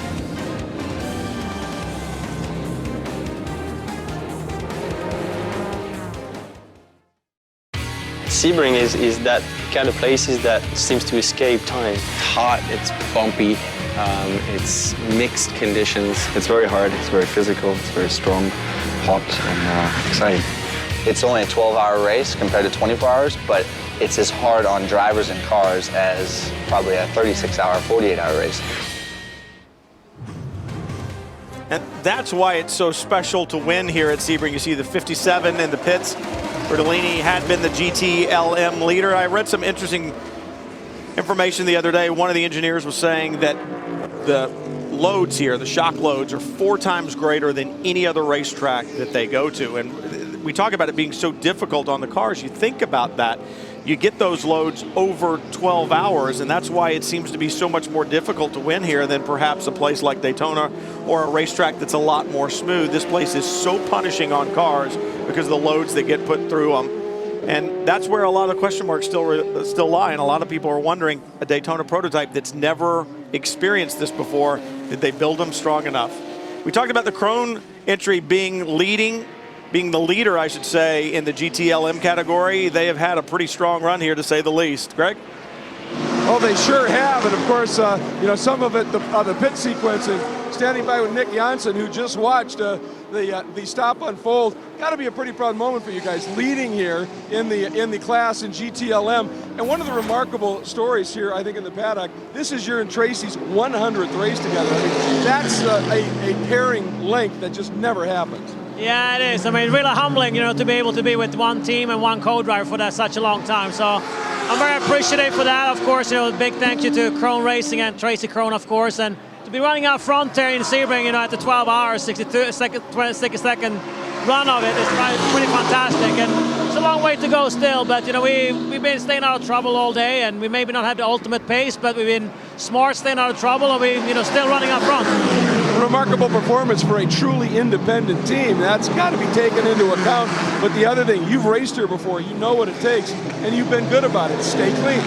Yeah, definitely. I've been here, I think, 12 times, and you know, we won here in 2011 in the GTM in WC, and now we're running in the GTLM, you know, pro class with actually a 2012 car. So as you said, we're the only independent private team without factory support, and also, you know, have like a 2-year-old car. So I think we're very proud of the Krone guys, and you know, to be a part of the organization is a real, you know, awesome thing for me. And a C-No to starts together. That's a big story. 100 races together. That's impressive. That's impressive. I'm not sure that I could deal with 100 races in the booth with like Justin, much less in a car. To put that in perspective, I think I've done about 90 Trans Am races in my life. Wow. That is impressive, and you think about the relationship that they've had, and Nick Janssen is more than just a co-driver for Tracy Krone. He's helped him with his workout stuff and really helped him to be a better driver. Take a look here. Look at this. Ricky Taylor out a little wide in the dirt. Watch this. It could have been a lot worse. You give up a couple of positions, but it could have been so much worse. Nicely handled by him, wasn't it? Because he actually missed the big compression on the asphalt and went around the outside of it. That's a big 4-car scrum. That's both Ganassi cars, Olivier Pla and Ricky Taylor. He was third. He's dropped well back in that order now. I think he could be back as far as 6th, and we'll have to wait and see when they come by the line the next time by, but it's Ryan Dial who continues to lead. Dial should be easily in good shape to do it on one more stop. They can typically get 48 to 50 minutes, and they stopped with about an hour and a half to go, right at an hour and a half. So that should be easy for them to do. You're right on board the 0-1. But just look at the lap times. Dial in the 1, 54.8. Bourdais, 54.6. How are they going to, I mean, how is Bourdais going to catch up 15 seconds in this stint without traffic or a misstep? And as you keep saying, ebb and flow, so he'll gain a couple and he'll lose some. So right now it's a little status quo out there. So that final pit stop, that race off the pit lane is going to be absolutely critical. Well, and Patrón made a critical observation when he said the traffic is not nearly as bad with the amount of attrition we've had, and so the GT or the P2, their 01 goes around. This is wild. The 10 is in. The 555 is in, so Ricky Taylor brought the 10 in after that off in turn 1. Perhaps he felt a vibration or something like that. And it looks like a problem for the 01 down in the hairpin. Did he just spin? Yeah, he spun and then did another half spin trying to get going again, right as the GTLM leaders are coming through. This is the GTLM leader, the 93 Viper with Jonathan Bomarito on board. And you saw Patrick Long only 2 seconds behind him. It's just, it's crazy time. And I know that we're saying it's difficult conditions on the racetrack, but the drivers are saying so. Gustavo Jacquemin just tweeted, it was all in caps, this is the most difficult driving I have ever done in my life. Sebring Why is he tweeting in the middle of... Well, he's not driving. He just handed the car over to Olivier I thought I was Blanc. clarifying because I got into trouble for that the other day. Here's the 01. There is the 01 going round, just an under the braking. Well, what can also be going on here, during the night practice, there were so many people going off. The track, I was told, was different every time you come around. Then you get something picked up on your tires. Yeah. Him just lock the rears a little bit. The rears. And the brake bias is changing now. The temperature is changing, so your grip levels are changing. You need to make these minute adjustments to the car as you go. And the other thing is, these Daytona prototype drivers are dealing with carbon brakes. They didn't deal with them before. They didn't have them last year. It's a new package. Yeah, they had them at the Rolex 24, but it is imperative that the temperatures are kept correct for carbon brakes to work properly. So as these nighttime temperatures come down, if they're still getting a little too much cool air, perhaps the brakes are cooling off too much and they're not behaving the same. So all the drivers having to deal with changing track conditions, the car's behaving a little bit differently. Maybe they have a little bit more horsepower in this cool air. It's giving them another mile an hour or two when they get to the corner. That's going to change their braking. Marino at first, his natural desire not to lose too much ground meant he gunned it. And then I think suddenly his experience and maturity came in and went, okay, just wait a second. We saw what's happened every time someone's regained the track, because he did wait and then he regained. Now, of course, that is an example of how to do it, because he's able to continue hard racing and hasn't caused a massive accident. So he's lost a few seconds, but better a few seconds in this one. Too much welly, as Calvin would say. Too much welly. Do you know what a welly is, Brian? No, I have no idea. You're a hunting man. Wellington boots. It's a boot. Yeah, exactly. I know. We were wearing wellies while you were wearing... that means too much throttle, too much welly? It does, too much welly, yeah. Too much throttle, exactly. Yeah. Why don't you just say too much throttle? And who would wear... Do we actually have to talk about wellies slang while you were driving? Do we have to talk about slang, really? I bought my nieces some wellies for Christmas a couple years back. Back to the race. They live in Arizona. They still talk about you highly. Thanks for that very useful gift. There's a look at the 93. The gap between first and second.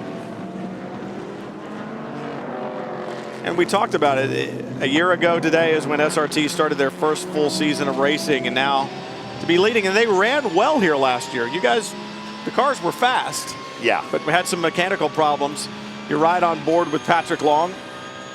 Last time by the line, it was 1.79 seconds. Let's see what it is this time as they go under the starters stand on the front straight here, right under our booth. So let's watch Patrick from the new Porsche 911 as they go down the straight. The gap was 1.23 seconds. He's gained half a second that lap. Patrick, certainly when the proverbial target in his sights, there's 2 red dots in front, and that's what he's literally focused on right now. And when you see you're catching him like he is, it really spurs you on. Isn't it amazing how you can find extra speed when you get that? You get that buzz, and he's catching him pretty significantly right now. But it's like you said earlier, you used the fishing analogy. Hooking him is one thing, getting him to the boat is another, landing him is something entirely different. So he may catch up to Bomarito, but getting by him is going to be another story. And I thought that analogy was about dating. I didn't realize you're talking about racing. I was completely wrong. Use a net. Oh, okay. Okay. Actually, I have to say Bomarito's quick on the back half of the track because he pulled out a little bit.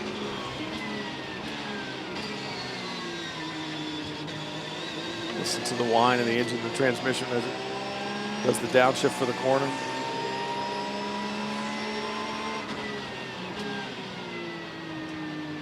There's that corner where the big crown all the way out over the curb.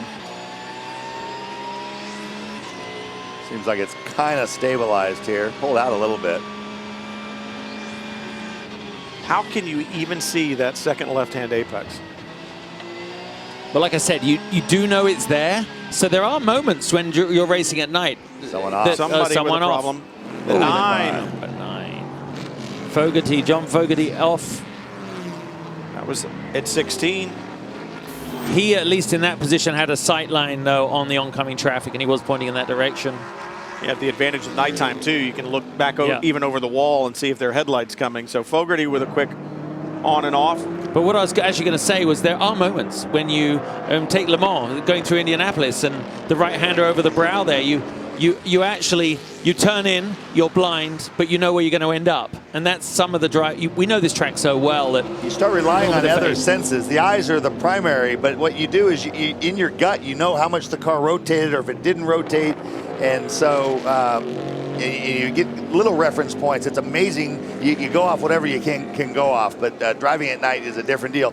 Like at Daytona, when the sun comes up after you've driven at night, it's amazing how much quicker you can go without hardly even trying because you've really gotten calibrated into the track. You know, bumps, frequency of bumps, curbs, this, that, and the other, all give you timing and how much the car is rotated, what trajectory, where you pick up the throttle, where you unwind the wheel, and the visual ends up just being kind of the final confirmation.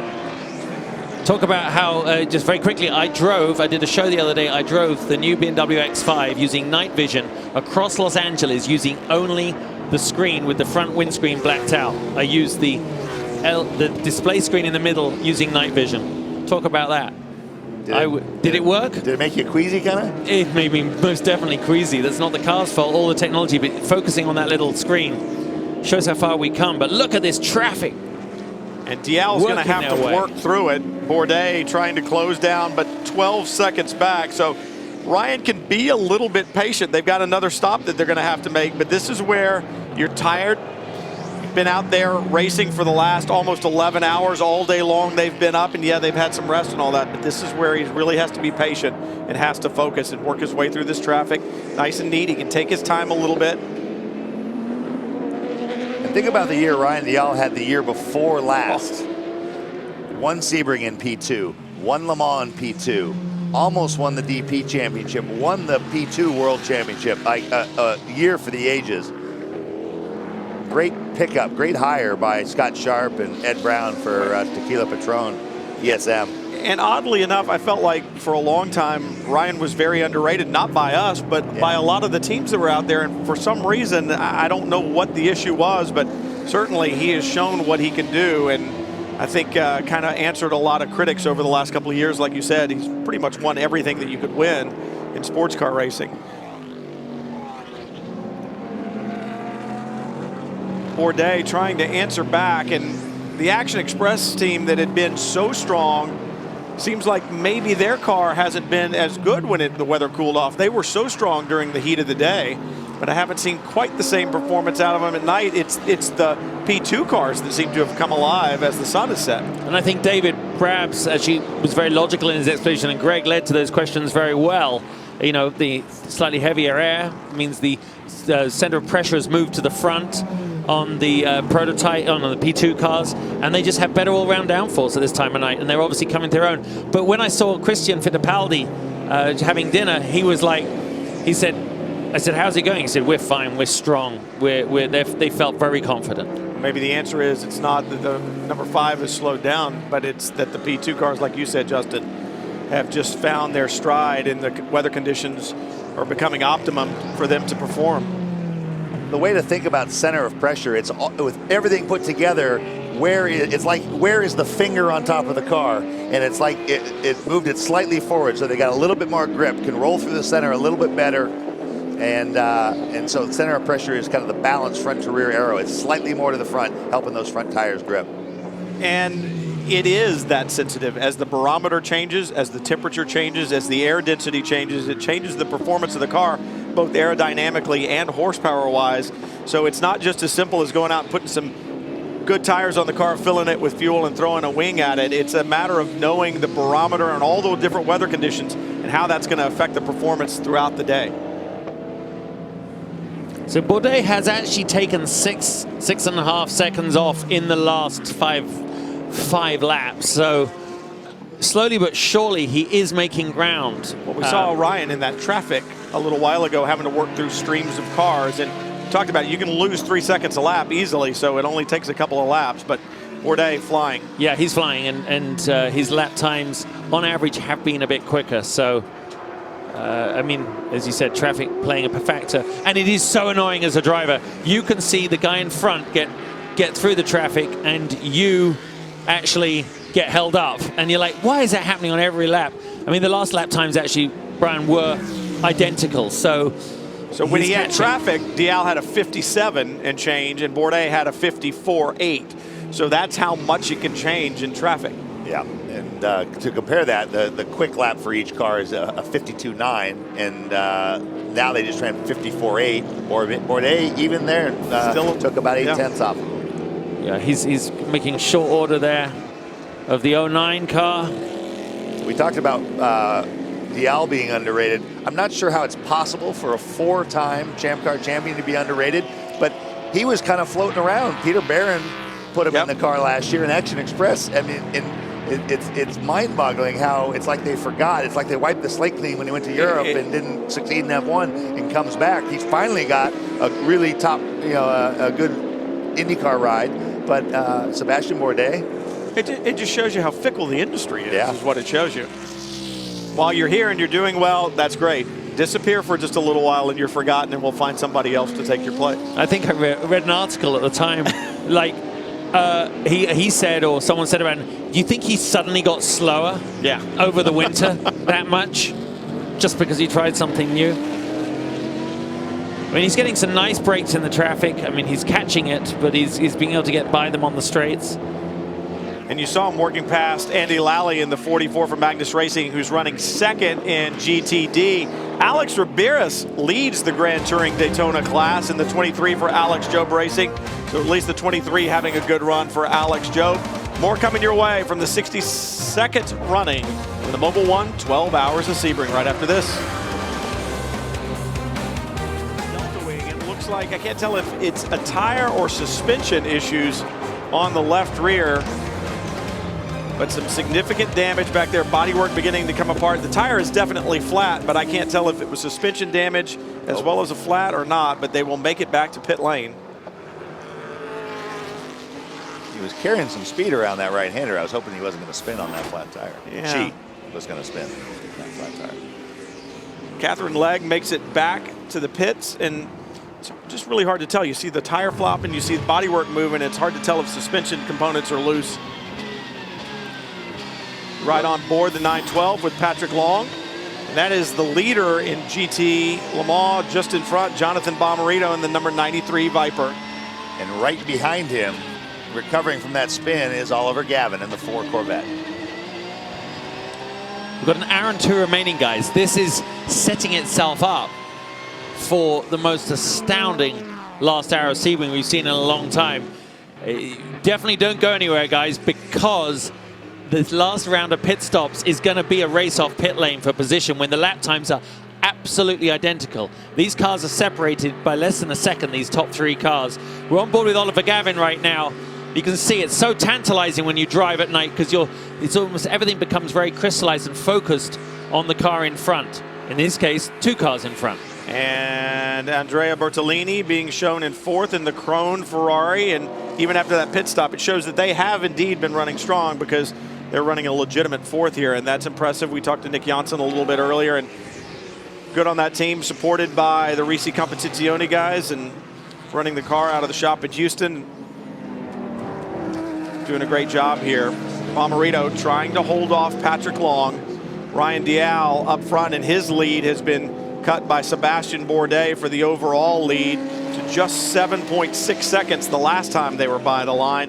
Alex Ramirez for Alex Job leads in GTD, and Colin Brown leading for Core Autosport in Prototype Challenge with right at 1 hour to go.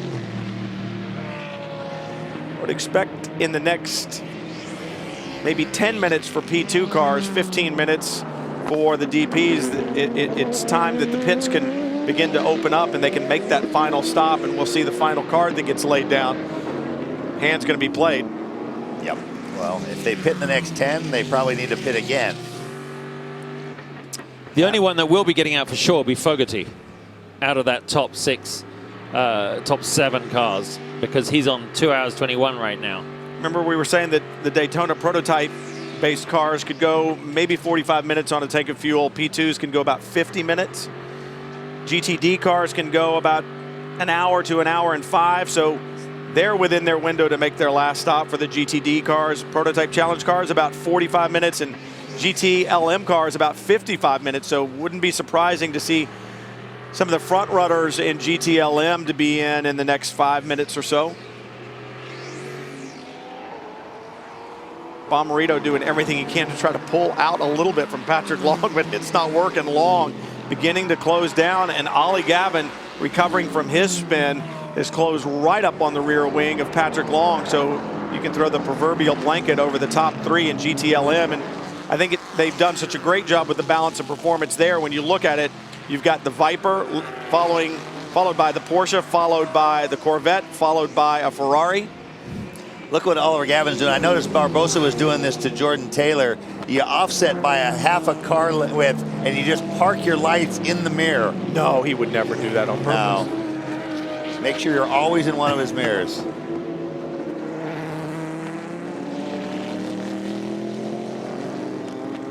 The Corvette still utilizing that feature of radar, I believe, in their rear view camera, and it really helps at night because it's just that glow of light. So they actually have arrows that change colors as the car behind them gets closer to help the driver essentially see through the glare and realize where that car is behind them. Where it is and how fast it's closing. Yep. I was saying that in the slower classes, it's hard. Is this a P car that's coming up quickly that I need to get out of the way of? Or is this the guy I've been battling with for an hour? I don't want to just pull over and let him through. Because effectively in their rear view mirrors and their rear view cameras, they're seeing what you're seeing when you look at that long shot of the car coming at you. Total whiteout. It's just a total whiteout. Also, the pace of where you are right now depends on when the prototype and where they overtake you as well. It's a big factor right now. You can gain a lot of time on the car in front. You can see the O2 car of Dixon trying to get past. We did get past on that little fast left-hander there, but it didn't really impede Oliver Gavin at all. And there's the Wayne Taylor car go past. Ricky Taylor slices through the GT traffic, gets past Ollie Gavin. But of course, Ollie in the car's going, oh no, the guys in front are getting overtaken on the straight. That's so miserable. You know, if I know Ollie Gavin, we saw how fresh he looked when he got out of the car last time. He's only been in the car for 47 minutes. Long's been in for an hour 25, Bomarito for an hour 25. I think he's saying, hey, we're not going to do another driver change. We don't have to worry about waiting on the driver if the change doesn't go well. I think he likes where he's at right now, and can just sit and watch us. He's got the quickest lap of the race as well. He'll start worrying, when you get 20 minutes from the end after the last stop, see where it shakes out. A lot more work for those other cars on that last stop, as you say, Tommy, if they're going to be doing a driver change. Under 57 minutes to go here at Sebring, and final pit stops should be coming up for all the classes here within the next 10 minutes for sure, and some of them even earlier than that, right on board the 93. How huge would this win be for SRT if they could manage to hold on, Tommy? Well, I mean, to be leading this endurance race this close to the end, we felt like we had the best car at Petit Le Mans. We spent a few laps stuck in the gravel trap and just couldn't get the laps back as easily as you can get them back this year. And to win, or to be in the hunt with 56 minutes to go, it just shows how hard everyone's worked and how much progress they've made. Patrick Long has lost a little bit that lap, about 0.6 of a second at the line, and perhaps a little bit more through traffic as they worked their way through turns 3, 4, and 5 and got down to the hairpin. A little bit of breathing room for Bomarito. I understand that Colin Brown in the 54 for Core Autosport, the leading car in Prototype Challenge category, will pit this lap. That would be their last stop, last scheduled stop. Be interesting to see if they do a driver change in the 912 and in the 93, because it's going to, those guys theoretically can do it depending on how they're feeling. From onboard the 4. Yeah, he has dropped back quite a lot. Yeah. While our camera was not following him, while we weren't watching the in-car, he did drop back. Look, he's significantly back. I wonder where that was. I'm going to be getting some ice into this next break to put on my arm because Calvin Fish just hit me really hard. If the 54 stops, he's going to have 52-something minutes to the end. This is on board the 4 with Ollie Gavin. There it is. He does. 5. Just as I said, he likes where he's at. It's going to be a long run to the checkered flag if the 54 car stops, because typically, as we were saying a few minutes ago, about 45 minutes on a tank of fuel, and they'll be stopping before the 45-minute mark if they stop here on this next lap. Ollie will be kicking himself right now. That was uncharacteristic and spun on his own as he went through the left-hander, or actually this left-hander. The lap before. He had the mistake before, and then there's some crown of the road there. It's hard to say what happened, but whatever it is, we saw the result of it. Just how frustrating. You close the gap. Now the 54 is in. 54 minutes and 15 seconds right now as he rolls down pit road, and we'll have to see what the time is like as he rolls out of pit lane. But we said Prototype Challenge cars can go about 45 minutes, Darren. Yeah, guys, I was talking with John Bennett, and I said, hey, can you guys make it to the end? All he did was stare at me and said, I can't tell you that. So we're not sure if they're going to make it all the way. It's going to be close. They're doing a routine fill-up and tire change, so we'll see if they can get there. Take a look at this stop. Just about 53:45 to go right now. 45 minutes is what we were thinking about the max would be, and if I give you a little margin for error and say 50 minutes, we're still over that because Colin Brown rolling at 53:34, and he'll leave pit lane another 5-10 seconds from now when his finger comes off the button. That's a long way to go. It is, so we'll see when the 09 comes in. I saw Bruno right before I came back on the booth. I said, are you going in? He says, he was so excited. He says, yes, I'm going 2:45. He wanted to be in for as long as he could at the end. Bruno Junqueira has 4 more laps of fuel on board, so he's not going to have to be in for another 4 laps. That puts him inside the 45 minutes or right around the 45 minutes easily. So they may be sitting in the catbird seat. Yellow changes all that because unlike running a distance race, all of a sudden you just start burning up minutes at a rapid rate, and then the fuel picture changes quickly. So, but if we've only had 1 yellow in the last, what, 2.5 hours. Well, the other thing that changes is it kind of changes the dynamic. If you go off you want to be the first one to pit in case the yellow does come out. The RSR guys, are they going to feel pressured to get the car in as soon as they even have an inkling that they can make it? Because then you don't want to get caught out by the yellow. So now it's kind of pressed their hand a little bit. Yeah, and you can actually afford to 31, the Whelan Corvette is off. Understand the 912. Patrick Long is on pit road. That is right in the runoff area down at the hairpin there. It's not a good place to spend any time. I hope he moves under, there he goes, he moves under his own steam. Awful to have that as an excuse for a yellow right now. Trying to get it refired. He's well off the racing surface, and that fire out of the exhaust pipe is just a little extra fuel that's been dumped in there. It'll burn away. He heard you when you said get it fired. Yeah. I didn't mean it literally. But there's a lot of people who want this yellow, yes, and there's a lot of people that don't. Well, so the Viper doesn't, not having made it's its a fun last game. stop. Who needs it? Ryan doesn't want it because Sebastian's close enough anyway. In the #1 car in prototype.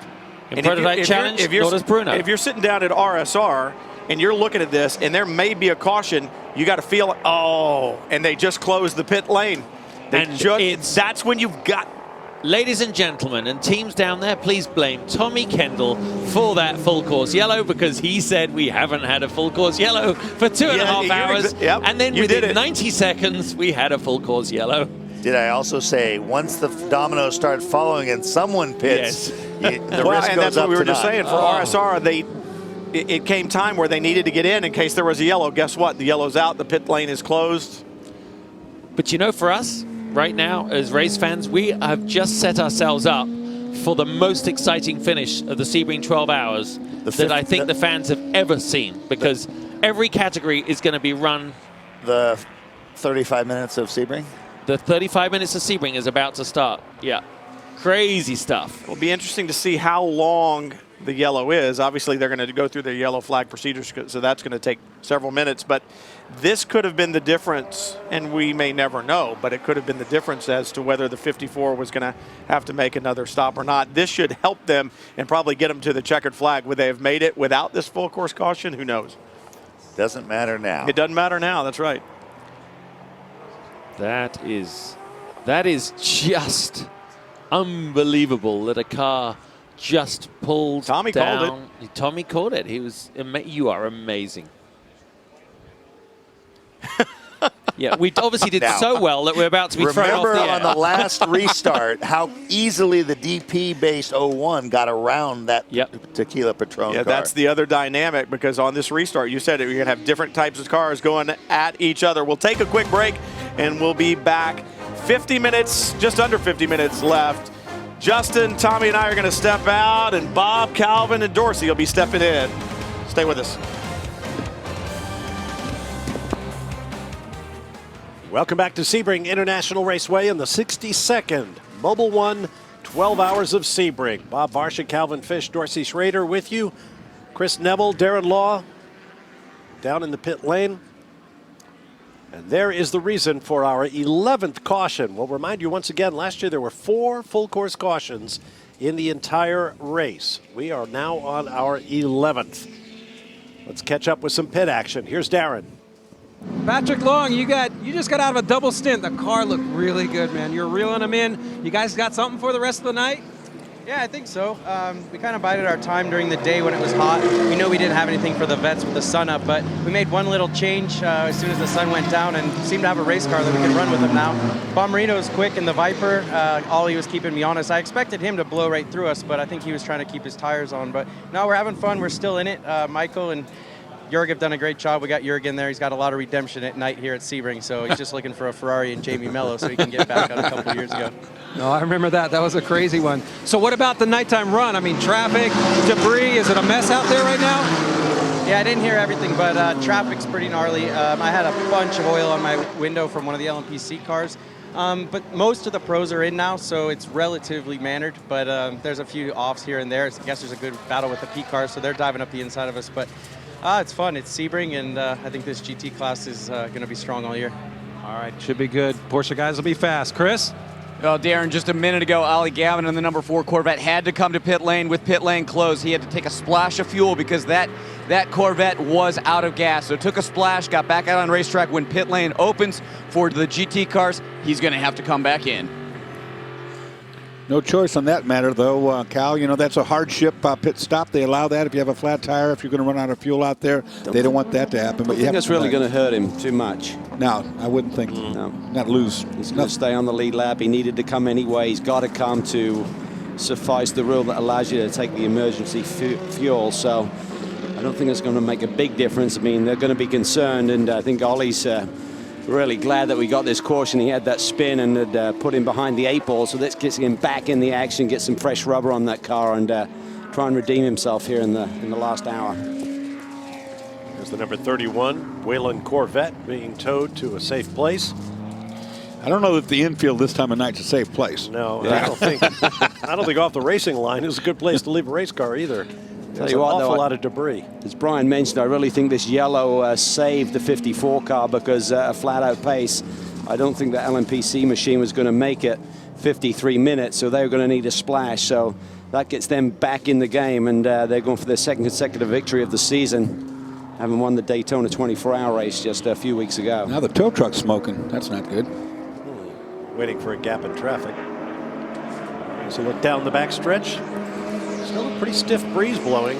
Yeah, it is. It's windy out and nice and cool for the drivers and for the cars and for the fans, because I'm sure they're sunburned after a full day in the sun here today. They don't know it yet, but yeah, they will tomorrow. Yes, they will. It's going to be a fascinating battle at the front of the pack. Ryan Dale has been doing a tremendous job here over the last almost hour, 50 minutes into his stint, and he's got Bourdais, who's shown tremendous pace, our pole sitter here this weekend, right behind him.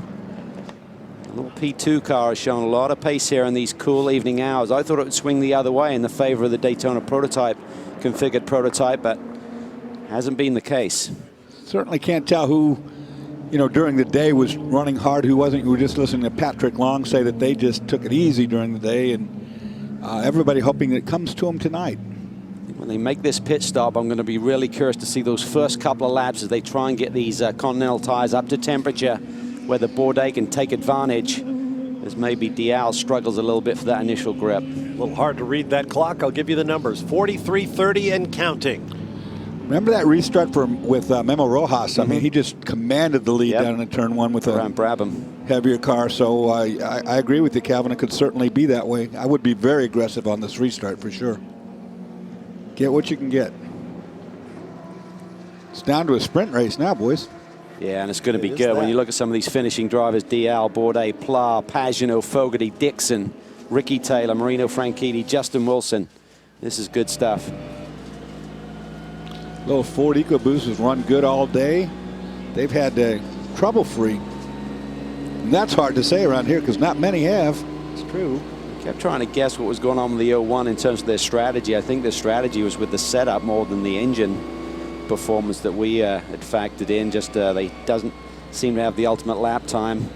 About a second off the pace. 01's fastest lap is a 1:53.7, a 52.7 by Dial's machine. So that's the delta. That's what I was talking about earlier. You sit on riding on board now and look at all the lights and the distractions off to the right and left. There's a blinking light down there. You don't know if that's what it is until you get used to it out here. These fans can drive around on the infield. I mean, they can drive from corner to corner and so forth, and they look just like another car. All right. Just got to stay so focused. And I think the other thing, if you have a spotter in a position, the Corvette team, they use that bank of monitors to talk their drivers around the racetrack, and if they're not saying anything, anyone's trying to move down the inside, you can ignore those lights and just focus on your line. Used to be a lot worse before Charlie Earwood mandated that they no longer have bonfires on the infield. There was so many bonfires that you couldn't see a thing. It looked like the entire state of Florida was burning. Won't be the same without Charlie Earwood around. Long-time chief steward after a long and successful business career. Mr. Sebring, in so many ways, passed away early this year. Hall of Famer. They had a memorial service the other day, and there was a lot of people. Unfortunately, I couldn't attend because I was doing another duty, but the whole family here. See the little blue light up the upper right-hand corner? That's a backlit dashboard light. Although you can see he's got his one cluster is lit from the behind as well. Most of them aren't. Wow, now there's something interesting. Yikes. We got the barbecue horns. Exactly. It's like a tiki torch from I'm thinking the Terminator. Probably some good food come out of that place during the last 12 hours. I would imagine down there. That looks like good fun. Yeah, that's cool. Put some effort into it, didn't they? Yeah. Got everything lit up. It's really neat. Keep Built in mind, a little. That's not a permanent building. No, they put that up while they were here, and they'll have to take it down when they leave, too. We say the racetrack has character. I think the infield has. Oh, the infield has some tremendous character. I mean, some people under fourth generation now. Look at this. There you go. There's another elaborate setup. Wasn't that couch in your bus, Dorsey? Just brought that home with them. So, I mean, if you break down out on the racetrack, you can always come in and get a meal. Look at all the people on the fence. That's they right. Want to see They'd be glad to see you. Yep, they want to see this shootout we're about to see. That's the good news. If you do retire here, Dorsey, you're going to get a beer pretty quickly. Yeah, that's a fact. That's right. Yeah. You don't have to go far. They will hand you a beer. Don't tell Kimi Räikkönen about this. Let's keep it a secret. He'll be over here in a heartbeat. All the yellow headlights are GT cars, as opposed to the whites on the prototypes. Helps everybody figure out who's behind them in the darkness. Anyone coming in right now, that's for emergency service. If they're running out of fuel, they are allowed to take a Just a short fill, about 5 seconds of fuel. You can't take advantage. You can't top it up. Right. Then come in and have your next pit stop, which will only take you 5 seconds. Right. They're pretty on the ball there in terms of monitoring that. Come in under green after if you take an emergency stop.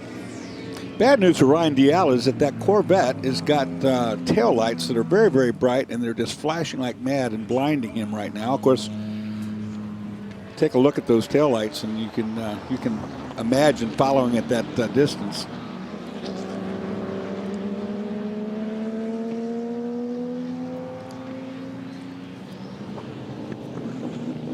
I think all things being equal, Ryan Dial likes where he is right now just fine. I'll give up the little bit. Go ahead and flash those taillights all you want to. I am P1.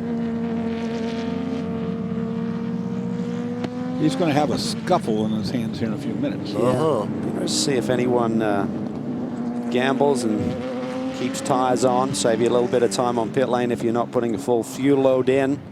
Also, you'll have warm rubber when you go back to green. Yeah, that's a good point.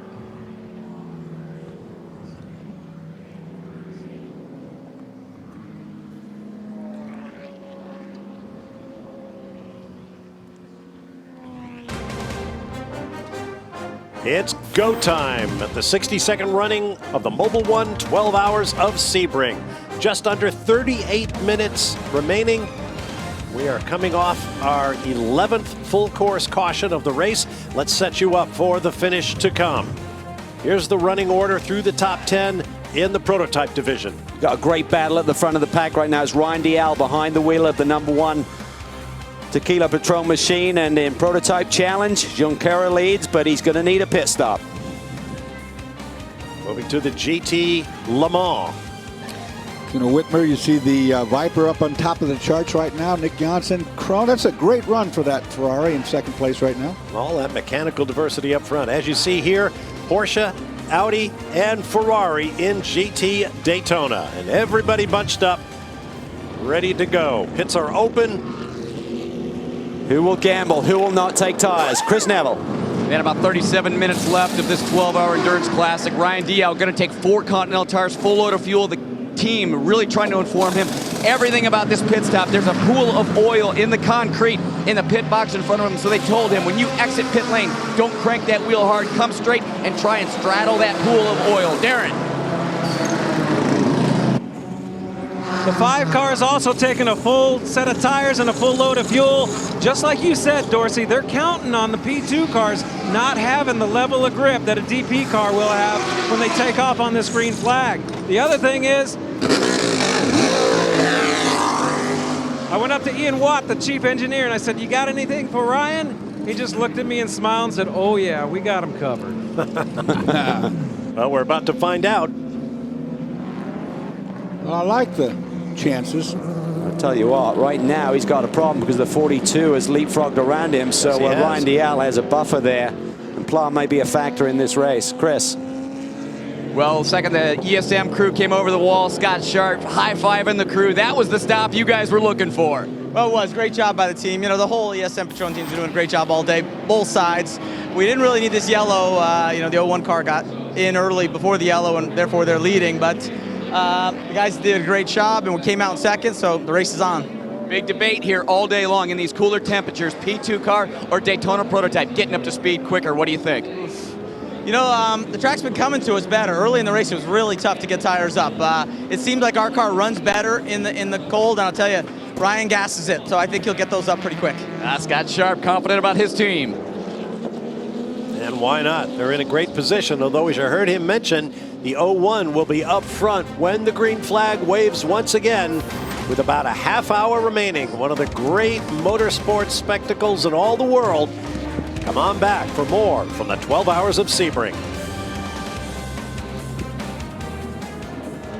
Back at Sebring, GT cars ready to hit the pit lane, although you see a few staying out for track position.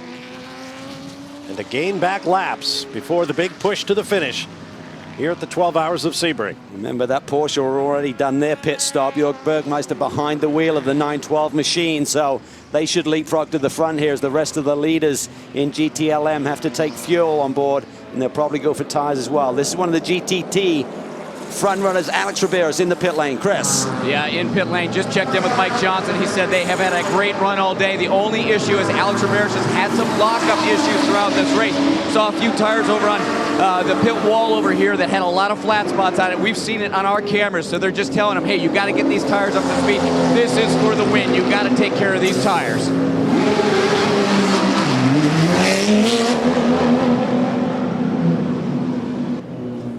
But a good, clean stop. A lot of this will come down to how much fuel was needed to go into those race cars as to who gets the leap off pit lane. The Turner Z4 is in pit lane as well at this point. They're about to pull out. Andrew. Well, a very clean stop for the 93. I mean, it's all to play for yet, isn't it, in this GTLM category of the 91 also just leaves, but it was a clean spot for the 93 and they just threw some tyres and fuel at it. On board with Jonathan Bomarito. This is going to be pretty exciting here, I'm afraid. Bomarito been so impressive since his move to the SRT Viper squad. Was just the enduro driver a couple of years ago, and he put in such a strong performance at Petit Le Mans back in 2012 that earned him the full-time seat for last year, and he's found out the magic in one of these cars. Sure has. Since our colleagues were talking earlier about steering wheel position, I find my eyes wandering to the steering wheel every time we go to an onboard. One of the things that changes that nowadays is that paddle shifter that turns along with the steering wheel. You got to stay abreast of that if you're going to be shifting while turning. You don't want it too low in case your knuckles hit your thighs.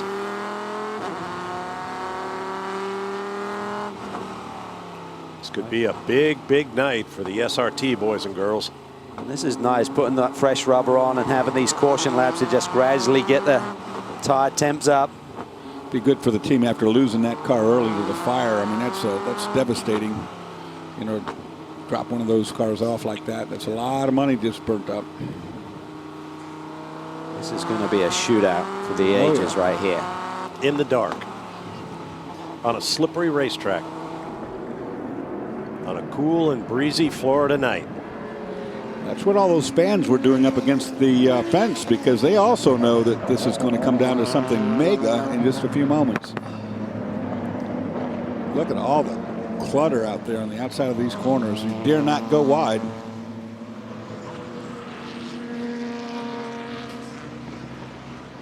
There they are. That's what I was talking about. They know what's up. Ticket sales were up.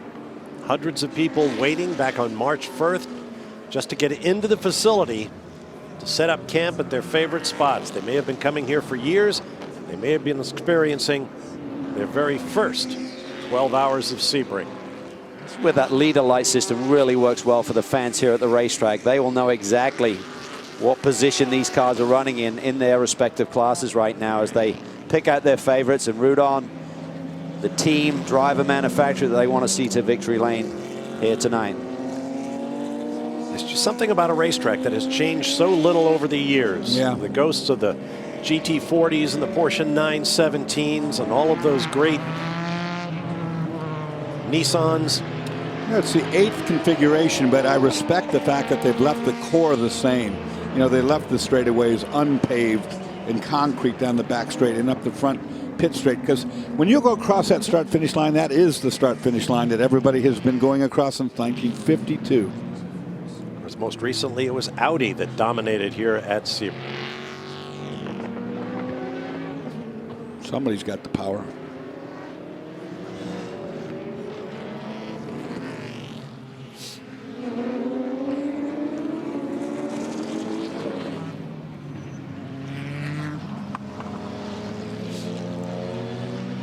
Less than 30 minutes remaining.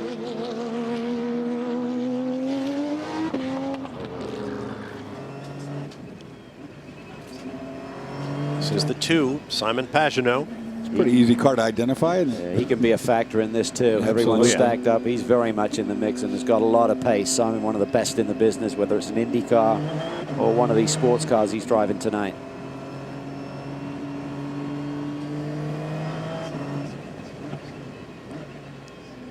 Now they perform a lap down wave by. That's good too. It gets everybody out of the way, so the guys that are really going to go for it are going to have a clear road to race on. Yep. Way by the cars that are trapped behind the pace car and the overall leader right now. Pagenaud trying to get heat into those tires. And brakes. That's what he's doing right now. He's running up against the brake pedal. What happens there, that brake will really generate a lot of heat. That then goes through the wheel. That then heats up the tire. These carbon brakes need to have some heat too before they reach their efficiency level. Pagenaud comes into this race having won his first rally, the National Rally de la Vienne, in his home region of France, back on March 7th and 8th, driving a Peugeot. And if you are a fine rally driver, you're going to be good in just about anything. It's great to see guys like he and Ryan Hunter-Reay really trying different disciplines. You know, they could just specialize, stay in IndyCar and be very successful, but they want to drive different types of machinery and perform at the ultimate level. Absolutely. And you have guys like 9-time rally world champion Sebastian Loeb coming in the other direction, establishing road racing teams.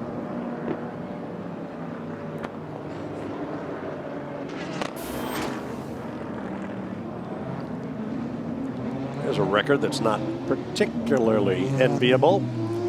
The all-time record for cautions, or time spent under caution, 5 hours and 55 minutes in 1993, and that was a race where it was rained on heavily.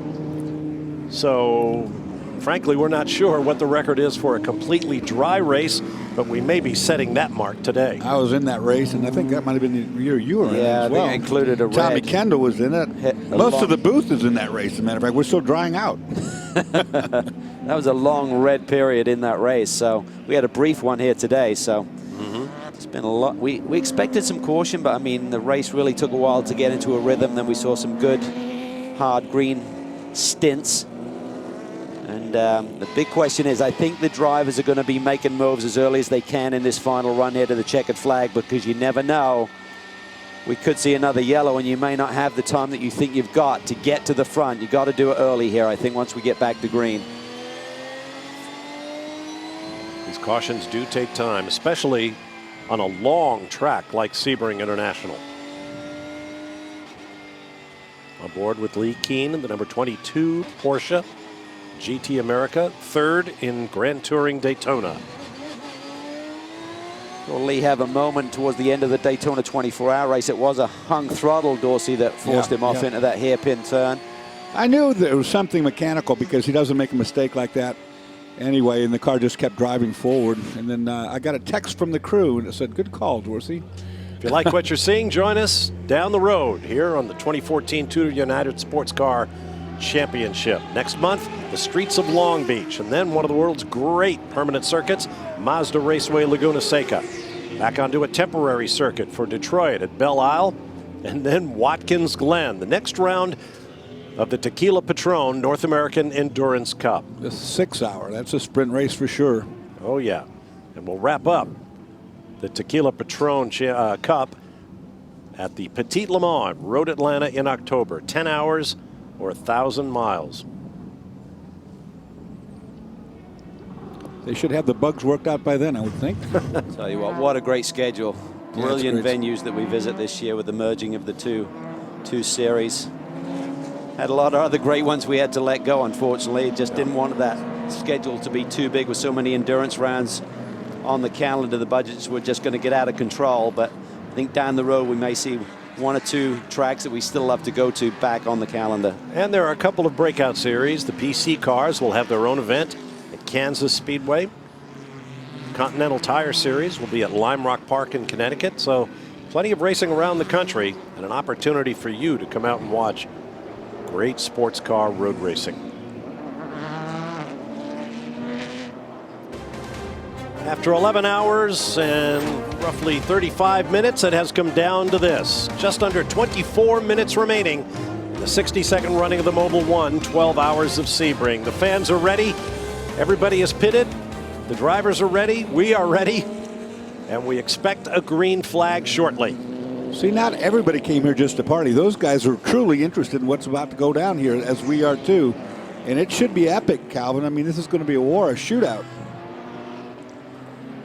Saw some GTLM stops, and the 912 driven by Jörg Bergmeister, the Porsche Porsche going for the first 2 victories here this year. They'd already made their pit stop, so they leapfrogged to the front of the pack as Bomarito, Bertolini, Joey Hand, Ollie Gavin, they all made their final pit stops of the day. This is going to be a shootout between Porsche, SRT Viper, Ferrari, BMW, and Corvette, the leading 5 cars there. And GTD, Andy Lally, after all the problems the Magnus Racing Camp has had today, they now lead as Townsend Bell, the winner at Daytona. He sits in second. To Chris Neville. Well, Bob, the Extreme Speed crew just trying to give Ryan DL any information that can be helpful, telling him who's going to be starting in front of him. He's got a couple GT cars up there, so they're telling him what drivers are in those cars. They're also relaying all kinds of vital signs from the car. They're telling him where his sway bars are, his tire temperature, telling him the rear tires are a little bit cooler than the front tires right now. Also telling him where his brake bias is right now, 55% to the rear. So if he wants to make any changes, make it now. And I tell you what, I think what is really significant is that Olivier Pla beat Sebastian Bourdais off the pit lane. Bourdais has got a clear Pla before he can get to DL or our leader, Franchitti. That could be a game changer right there, Kyle. You're right. Could be a real pain to get around. Everybody will be trying to find the cars they're racing with in class. It's going to get really hectic. A thought from Andrew Marriott. Well, do you know what? This is going to be Scotland versus France. We've had a few rugby matches, if you understand rugby, of Scotland versus France, but that's the way it's going to be, I think. And I'm still looking for Pla. We just talked to the team manager. Pla is very fresh. He hasn't actually been on the track that much. Remember, Yackerman has done so much running, the Colombian boy, but Pla is fresh, and, well, he's a very exciting young driver, so watch for Pla. Could have a big surprise here yet, folks. Good point, Andrew. Scotsman Franchitti and Dial 1 and 2. Frenchman Pla and Bourdais 3 and 4 and 5. Simon Pagenaud. And then you go down under. Scott Dixon in the 0-2. International cast of characters we got here. Going for an overall win at Sebring. Characters would be right, no doubt. Certainly some American teammates in the mix as well, though. Yeah. So you can't count out Dixon and these guys, you know, further back, because anything could happen up front. That's right. You can't count out anybody at this point. Just under 21 minutes to go, and we are green at Sebring. See whose tires come up first. Reno Franchitti has a bunch of GT traffic as a buffer. There's Pla. Oh, there's DL. Here comes Bourdais. Bourdais to the inside of Pla, down into turn 3 under braking. Right on the gearbox of Dial. Dial was on it, great stuff. Bourdais has cleared Pla. Pla is stuck in traffic now, the 42 machine. You really have to be aggressive on this time of the race. There goes Pla. On the outside, no problem, easy. Here comes the hairpin. Watch the bumps under braking. Look at Bourdais. He clears that GT traffic. He's got the hammer down. Still cold tires, too. You're not up to temp yet. You have to be a little bit fragile with the brake pressure. First order of Bourdais is to try and take care of Ryan Dial. Then he's got to hunt down Memo Rojas, but neither one of those tasks is going to be easy. Franchitti is way down the road. He had the buffer of that GTD traffic between he and the other prototypes. Guys in the back got stacked up behind the GTs, nowhere to go with that speed they carried. Look at the lead he's got. Marino Franchitti's been able to open. And you can't go until the green flag waves, and there are 4 or 5 GTD cars between he and DL and company. Big advantage. The backside, here's the Lamar corner, and on to the back straightaway. Yeah, Bourdais not messing around. He's pushing hard there. I think that's the 912 car of Jörg Bergmeister, our GTLM leader.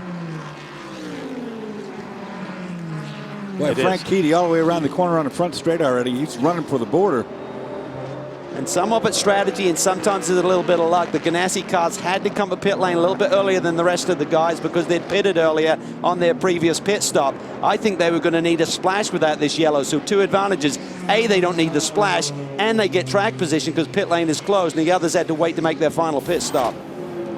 Now no cars remain between Ryan Dial in second and Marino Franchitti on the lead. Can he run down that deficit? That's a big lead that Marino pulled out in just 1 lap. Well, I think next time across the stripe, we'll be able to read into this scenario and see who's got the edge, because this will be their first clear lap. Pla's hanging in there too. He hasn't gone away. 912 Porsche we're riding on board right now, headed down toward the Sebring hairpin. Or if York Bergmeister has all the car under him that he hoped he would have when darkness fell and the Porsches went to softer tires.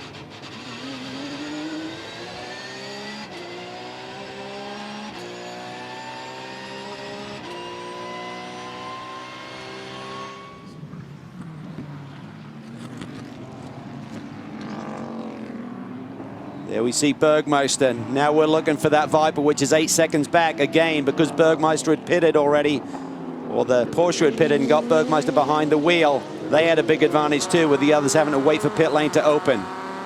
Bomarito on the chase, running second. Joey Handers up to third. He's got around Bertolini in the Ferrari. Just ahead the 44 of Andy Lally, the Porsche GT America leading GT Daytona.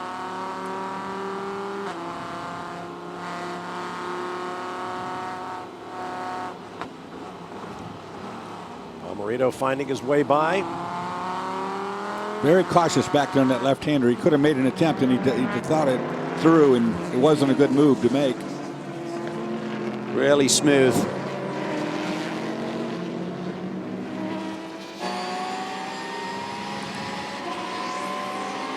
On board the 22, Lee Keen. WeatherTech. Alex Job looking for his 10th victory here at Sebring. Lee Keen got the hammer down, chasing down the 555 of Townsend Bell. Fluid streaking the windshield. Yeah, that's kind of normal at night here. You really see it at night. Some of that's going to be fuel out of the cars that are spilling over. Not all of it, though. Some of that's going to be oil. Don't turn on any windshield wipers, whatever you do. That's right. Smear it everywhere. Well, that last lap, Marino Franchitti ran a 54.0, which is only 3/10 off the fastest lap of the race for that race car. The rest of the guys mid and high 54. So right now, Marino Franchitti has the pace to hang on to the lead of this motor race. Nobody in front of him and nobody close enough behind for there to be any pressure. He just has to drive smooth now. What a turnaround. He had that spin earlier on. They've recovered. They've rebounded. And just as a great organization does and a great driver, they're taking advantage of a little bit of fortune with that last caution flag.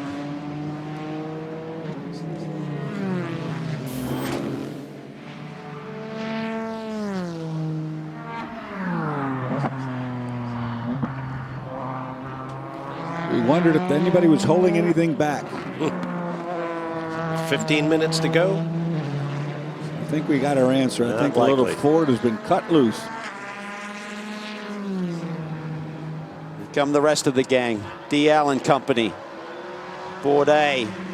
Like he's pushing hard, but doesn't seem to have anything for DL at this moment. And that surprises me a bit. I really thought that DP number 5 would come to life a little bit quicker than DL's car. Yeah, but you heard Scott say that for whatever reason it was getting better. They were actually better now than had been early in the race as far as the tires coming in on this racetrack. Could be just the amount of rubber that's down now, Cal. Last laps, Marino Franchitti a 153.6, DL 53.6, Bourdais 53.4, Plar about a second off of those guys.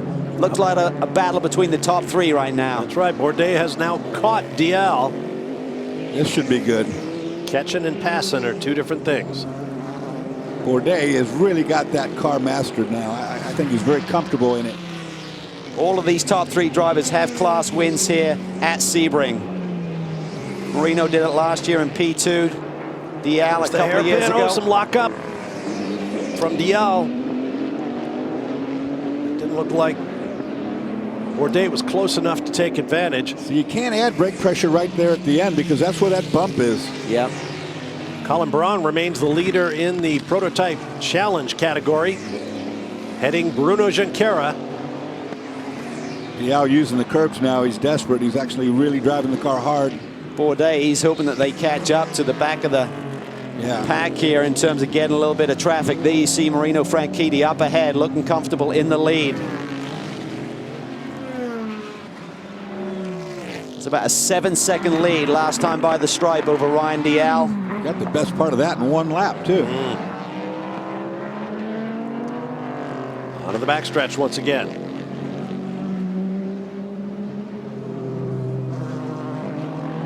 Pretty good parity between the two different types of car, no doubt about that. That was going to be the big question coming in. How have they done in terms of the balance of performance between two very different race cars? They've done an amazing job. Everyone, I think, including our group here, said, how the heck are they going to do this? They're just so different the way they perform, where their performance level is given in terms of straightaway versus handling. But there's an ebb and flow to this, but you wouldn't think they were dramatically different race cars the way they're performing together right now. Now the differences are incremental. They're not, you know, there's no big, huge favor. Nobody's flying down the straightaway better than anybody. Last time by, Franchitti 153.3, Dial 153.6. Same for Bourdais. Marino Franchitti is stretching the lead of this motor race. Who would have believed it? They have been a second and more off the pace all day long. They got the track position at the end, and now the car has come to life. And so the 60-second running of the Mobil 1 12 hours of Sebring has become the 12 minutes of Sebring, the most important 12 of the race. We'll be back in just a moment to bring them to you. Scott Pruitt absolutely focused on what his teammate Marino Franchitti is doing out there. Stay with us.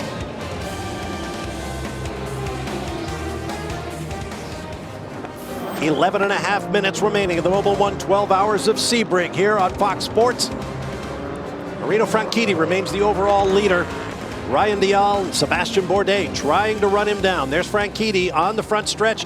Here comes second and third place. Look at the times this time. I don't think they have anything for the Ford. Dial has turned up the wick. 52.6. That's the fastest lap of his race. So that car's starting to come alive. 0.6 faster than Marino Franchitti. And the gap is down to 5.5 seconds. So game on, everyone. 10 minutes left. It's doable. It's going to be really close. If he continues to close the gap at the same rate, it's going to be awfully tight. Just under 11 minutes to go. Sebastian Bourdais has dropped back slightly in the Rolex 24, winning number 5 Corvette from Action Express. I wonder if the golden laps are out of those tires or whether the Frenchman has a problem. But right now, Dial is free to bring down the hammer, chasing his Scottish countryman. Clear sailing now, but you know, if they catch the back end of the traffic, it's going to be interesting to see. Bergmeister continues to lead in GTLM for Porsche in the Core Autosport organization. Support group there, and Colin Brown leads for Core Autosport in Prototype Challenge. They had the double win that before at Daytona. Yeah. Wow. Can they do it again?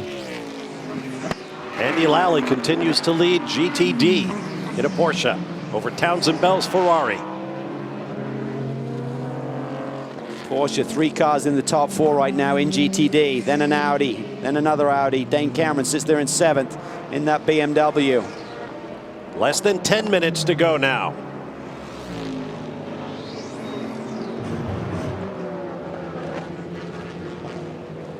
There's Bergmeister.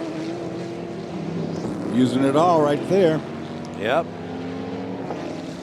Just by making these pit stops before that last caution has really given the leaders in Prototype and GTLM this huge buffer, really taking all of the pressure off. And that's where the strategy really comes into play. Porsche played it right. They got inside that pit window and made that final stop. I'm sure the other camps will be kicking themselves a little bit for that. Bergmeister 0.6 of a second quicker than his nearest rival on that last lap.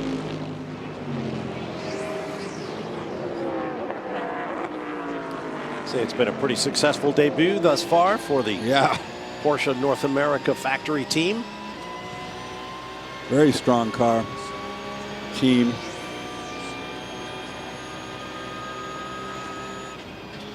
Oh, what a thrill that must be to go rocketing through the night like that.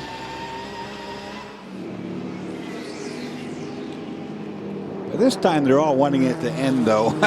You know, we've been out there a long time now. There's Bomarito, there's Joey Hand, 2nd and 3rd in GTLM. Joey won this race in 2011, repeated in 2012, but last year the Z4 had some problems. Year under their belt now, the cars look strong. Can he get any magic out of his hat here tonight? Using the curbs a lot back there, Calvin, which indicates he's trying pretty hard. He's running some hard laps right now. This car finished second at Daytona.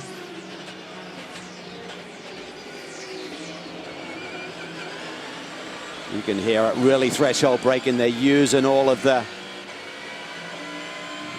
gears to try and get that car slowed down on the last lap. However, Bomarito had 3/10 in hand over Joey Hand. It's going to be a tough road for Hand to do anything here. And remember, even if he gets to Bomarito, Bergmeister is way down the road. All three of those cars running identical lap times. I have 2/10 of difference between the three. 2-minute flat. Bertolini, a tremendous performance for Krone Racing, sits fourth. He's about half a second or more off of this lead trio. Might not be a bad place to sit, actually. Remember the fireworks in 2012 when right. Jamie Mello got in the thick of the action with the BMW and turned him around, and there's a lot of confusion. Everyone thought it was Beretta in the sister car, and there'd been a switch of cars, and mass confusion. I think they've actually they lighted this track up quite a bit from then. Looks a lot lighter than it used to. Ryan Dial, a second quicker than race leader Marino Franchitti on that last lap. Look at this battle for the PC lead. Colin Brown has it, but Bruno Junqueira is chasing him down. It's our poles that are chasing him down. Junqueira could not wait to get into that car, knowing that he was going to be dueling with Colin Brown in this final stint. What a day it would be for RSR. They had that massive crash when Tagliani was leading and got caught up in that spin by another car over on turn 16. But right now, Junqueira, half a second quicker than Colin Brown on the last lap. And that was the pole sitter, Junqueira, who had 7/10 over the field in qualifying. So he has speed, and he's going to be using it up right now. That took everybody by surprise. Of course, he's chasing the Daytona winner right there with Colin Brown. But he's all over the back of him now, so. This is what's tremendous about all four classes this year. You got some great finishing drivers, and it's going to be a battle down to the wire. Catching and passing, two different things. We'll see how this plays out. You know, Colin's not going to make that easy on anyone. I want to see how they come through turn 17, because Core Autosport looked at the pole lap of Bruno Junqueira, and he was some 4 to 5 miles an hour quicker than their car through turn 17 on his pole-winning lap. Can he use that here? Colin's car just stepped out a little bit. I don't think he got a great run onto this front on the straightaway here. He moves to the inside to defend. Let's watch what Junqueira does through 17. This is where he had a huge margin in qualifying yesterday. Pretty equal. Yeah, not so much. Colin did not get a good launch on that straightaway, though. He got loose on the transition between left and right. Back end kicked out, not bad, but enough to slow him up. Less than 5 minutes to go now. Dial took another 8/10 out of Franchitti on that last lap. Gap is now 3.6 seconds between the leader and Dial running in second. Bourdais has been dropped a little bit. So Dial's car is coming alive, and he's doing a great job with it. Just slid wide again. Got too much speed in there, loses ground. Right in the middle of the corner, the car, the front end just took off. Bodywork hanging in there from the Core Autosport machine. It's been like that for more than half the race. I kept saying it's going to fall off, but it never has. Back in GT Le Mans, Jonathan Bomarito took a big chunk of time out of Jörg Bergmeister, but the Porsche still leads the Viper. Back to the overall lead. Marino Franchitti down into 17. He's in heavy traffic. Yep. So he's going to lose some lap speed here. Yeah, this is where it gets tight. This is when you got to push hard, but you know someone's hunting you down, and you got to deal with this slower traffic. It can be a nightmare. Flipping the lights on and off to let everyone know. There's DL. You need a little bit of luck in terms of where you catch this traffic. Yeah, definitely a lot of luck. Franchitti put a little time on him, 4/10 on that lap. Meanwhile, Andy Lally still leads Townsend Bell and was slightly quicker on that last lap. Probably going to get a white flag this time, guys. Yeah, that's going to be tight, which is a real... That's a save from Marino Franchitti, because it's going to be pretty tight in terms of the clock, and when they clock across the stripe, but they've made that determination. They'll see the white flag next time by. So that takes a lap out of the equation for Ryan Dalziel to chase him down. Be careful with this traffic now on the last lap. What a victory this would be for everybody involved with that Ford EcoBoost project. Yeah, they worked awfully hard between Daytona and now. Confirmation this will be white flag next time by. So Marino Franchitti getting a few little breaks here, but he's doing a great job. Chip Ganassi watches. First time of competing here at Sebring. What another feather in this man's cap if they can pull it off. How about that? Yeah, that's hard to believe, isn't it? All the years he's been doing this. Traffic is still in front of Franchitti, but with that lead, he can only throw it away. I don't think he can be run down from behind. That is some immeasurable quality that Marino Franchitti brought to this team, was experience at Sebring. Flashing a headlights.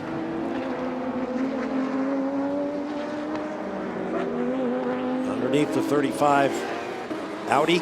Nice and clean, not a problem. And now we start counting down the corners. Wow, look at that, 146 on the clock. 17 corners to go. He was within 10 seconds and having to do 2 more laps, so. That worked in his favor. That was beautiful. There's Ryan Dalziel, who has given it everything. Still is. He's not giving up, I guarantee you.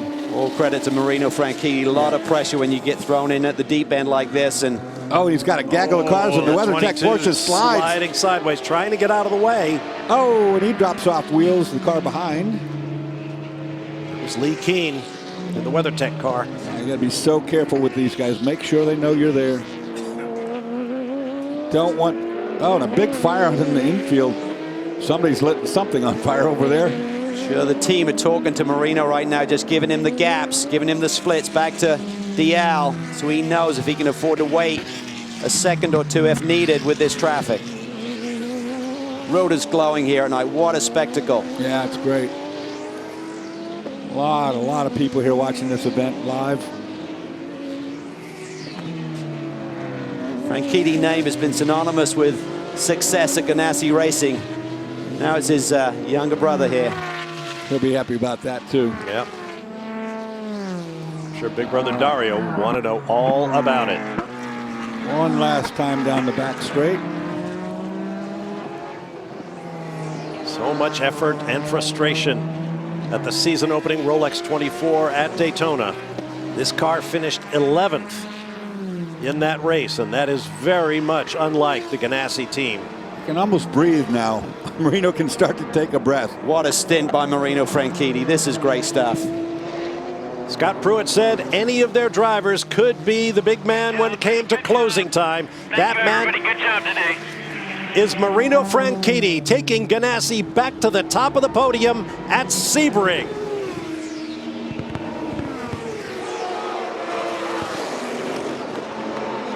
Andy Lally crosses, leading the GT Daytona class.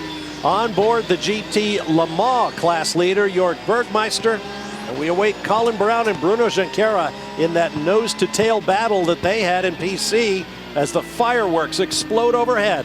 Bergmeister has about 4.5 second lead over Bomarito. Through 10, coming up through 11. Nice. There's the 54. Not sure where Junqueira is at the 09. But Colin Brown is all by himself, and he will make it 2 straight in the 2 longest races of the year for Core Autosport. Wow, what a great day for that group. James Guay, John Bennett share the victory. 2 in a row. That's amazing. The 2 long distance ones too. And again, that phenomenal sweep of 2 classes. There's the 912. Jörg Bergmeister will make it complete. 2 for 2 times 2 for Core Autosport. Wow. That is something else. That's a statement, isn't it? How'd you like to go there?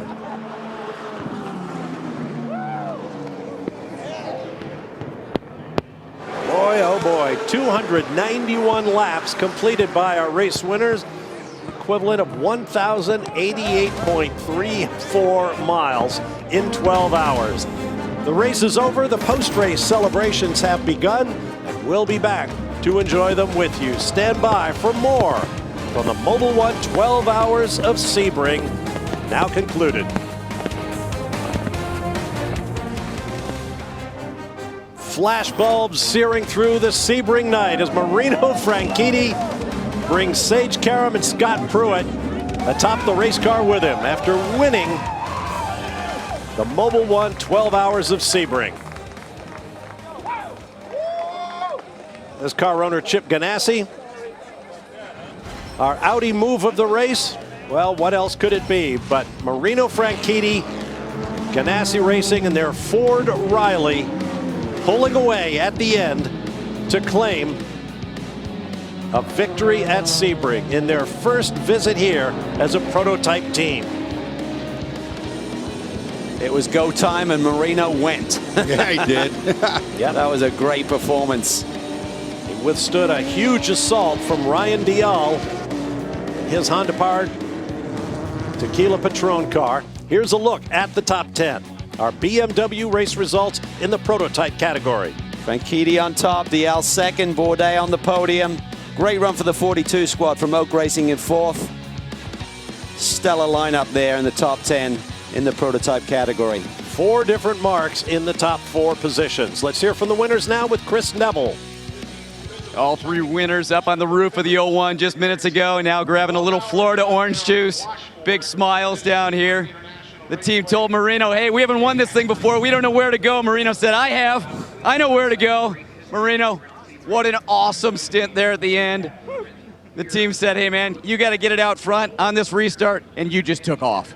Yeah, we were lucky with the way the traffic went at the restart. I have to say, when I was backwards an hour ago at the hairpin, I didn't think it was going to work out. The car was a real handful, but finally found a sweet spot right at the end. Guys did a great job in the pits. Obviously, my 2 teammates here, Scott and Memo, incredible.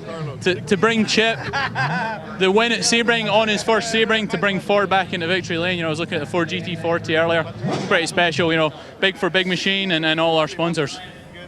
Memo, this team pretty much struggled at Daytona, but you guys turn it around quick and get Chip his first win at Sebring. So excited to give Chip this first win for the team in the 12-hour race. I mean, we came with zero knowledge of the track. It's one of the most demanding tracks.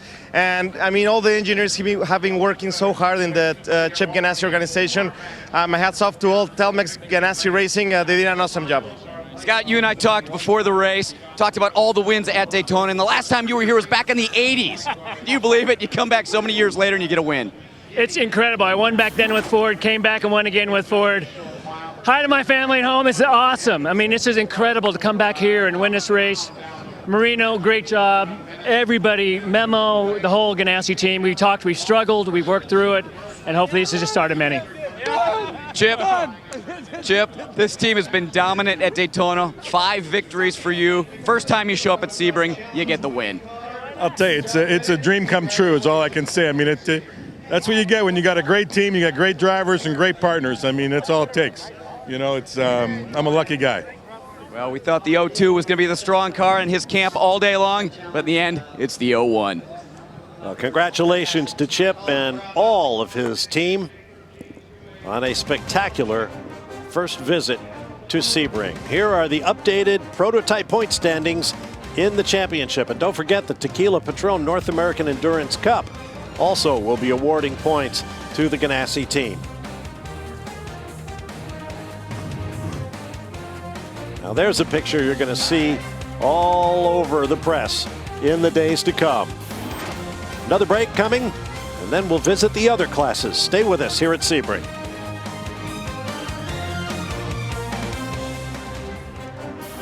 Lights of Sebring shimmering in a dark Florida night as the 62nd running of the Mobil 1 12 Hours of Sebring is now in the books. Next stop will be the streets of Long Beach, California. But before we get you there, we have to hear from 3 other triumphant teams in what has been a spectacular running of this race. Let's go to Darren Law. Jörg Bergmeister, nice job, buddy. That was a great, great final stint. Look at it, it's 2 for 2. You guys have won both of the first 2 events, Sebring and Daytona, the 2 biggest races, biggest endurance races in the United States. How was the final run? Yeah, it's unbelievable. Patrick had the idea to put me in the car, I think already on Wednesday. I was like, no, I don't think it's a good idea. I'm just the 3rd driver. Well, at the end, he got what he wanted, and I was in, and well, it was quite nerve-wracking at the end. I was pushing pretty hard, and Bomarito was coming closer, but at the end, the Porsche was good enough. The tires hold up well, and yeah, just happy right now. It's been quite a while since the last win. Stellar run. Patrick, hey, great run for you guys, man. Sorry, I thought you were done. We're not done. Hey, man, so 2 for 2 for Porsche, for Core Motorsports. What a great start to the season. Again, I mean, you guys were there all weekend long and all day, but you really hammered it in the end. Yeah, this was sort of a conversation that started last year on Jens Walter's desk in Santa Ana, California, and Morgan Brady, his whole team, John Bennett, they've stepped up. David Brown called an awesome race with Morgan. This is a dream opportunity for all of us to have a factory GT effort, to finally go against these guys with an even budget and the full enchilada. We're stoked to have Michael Christensen in here all year. He's super quick, but good to have Jurgi back, and we stuck him in there like we talked about earlier for that old-time redemption to get that finish. But we haven't won for a while, so this is we're out of practice.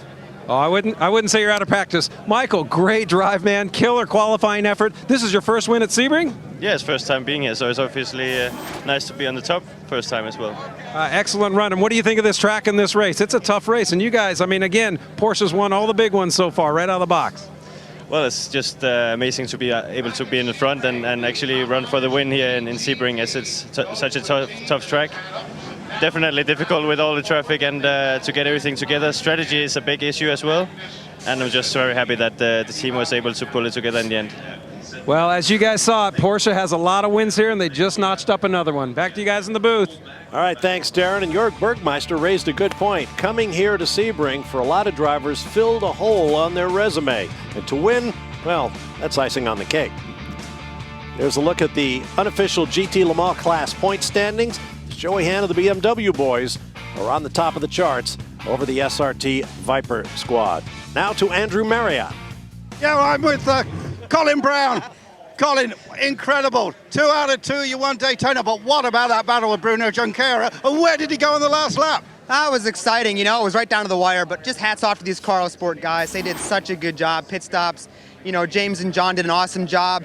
John, you know, did a great job early on. James brought the car to me in the lead, and then I just tried to hold off Bruno. I mean, these Continental tires did a really good job holding up there at the end, and we could push really, really hard, and Bruno was pushing hard. We were sliding everywhere. I was 2 wheels in the dirt, passing people, and it was exciting, and I'm not sure what happened. I just was looking forward, trying to get through all the traffic, but just a great day for Carl Sport winning in GTLM as well. Yeah, let's go over to the boss of that.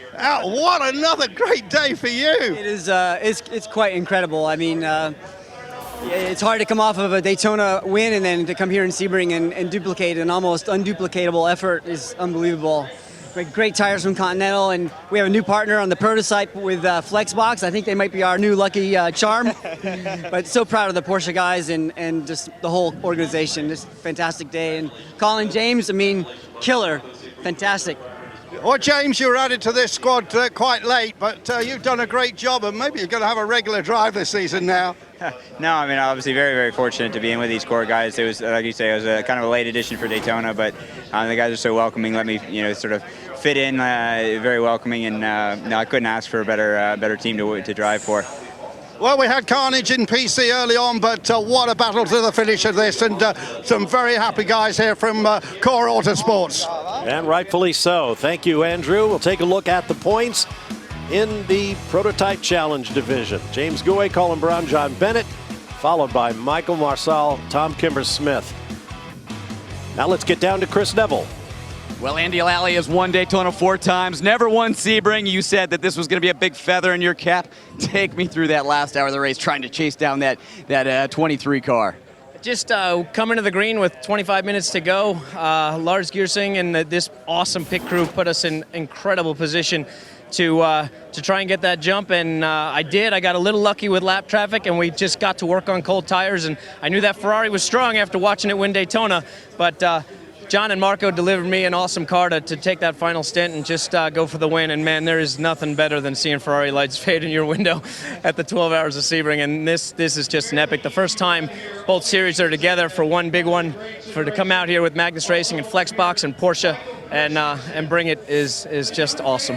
And John, you guys also, like Ganassi, you struggled at Daytona, but you come back at Sebring, you get the W. Yeah, well, you know, racing's the ultimate team sport, and everyone on this team contributed to this. The crew nursing it through the entire way, and of course, these two awesome guys here just turning in fast laps, and it's just an amazing experience. Marco, you were a rookie here last year. You got a podium finish this year. You get a victory. You got to love this place. Yeah, to be honest, I don't know what to say. I mean, last year third and now a winner. I can't recognize it now, but I have a good start in the season because already at Daytona we had a podium, and yeah, I'm so happy now being with Magnus here. And yeah, thanks to the team, thanks to Flexbox, thanks to Porsche, and yeah, just grateful. Congratulations, guys. One real quick, happy birthday, Dad. Thanks. Well done, Andy. First Sebring class victory for all three of the winning GTD drivers. Here are the unofficial standings. Jeff Siegel, Bill Sweedler up top for Ferrari.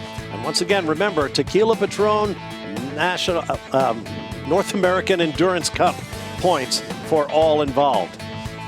You can add Townsend Bell to that list as well. He's in the car for both races, so I think Townsend also on the same point. So they're really performing at a high level. Two different teams, but two great results. First and second in the first two rounds of the championship, of course. This is a strange one, guys. I tell you, for a race that started with no rhythm, with it didn't look like we'd ever get it going, it got down to what we always want to see here at Sebring, and that is a good race right down to the finish. Well, we've begun the season with the two longest races on the calendar. Now the next stop, Long Beach. Temporary racing circuit, sprint format. You expect to see a change in the balance of power? Well, it's interesting. I mean, three very different circuits. Daytona is so unique here. It's bumpy. It's a 12-hour race. Long Beach, 100-minute sprint. Probably only one pit stop for most of the teams unless you've got problems. So, Dorsey, a lot of strategy there and how you cut that one up. But no GTD there. Three classes will be running. It's going to be a fascinating battle, I'm sure. Yeah, street race, not like any of the tracks they've been on so far. And it'll be interesting to see how they play there. There are the winners of round two in the Tequila Patrón North American Endurance Cup. Two more races, the last of which, of course, is the season finale at Road Atlanta in October. It's been a pretty amazing weekend all the way around here at Sebring, Florida, but that's what we've come to expect from one of the great classics in worldwide motorsports. Check it out someday if you get the chance. In the meantime, thanks for joining us today. I'm Bob Varsha. For Dorsey Schrader, Calvin Fish, Brian Till. Sorry, Calvin, I know you take that as an abject insult. Tommy Kendall, Justin Bell, and our pit crew of Chris Neville, Greg Kramer, Andrew Marriott, and Darren Law. Enjoy the rest of your weekend. We'll see you from the streets of Long Beach, California in April. Until then, so long for all of us from Fox Sports from Sebring International Raceway in Sebring, Florida.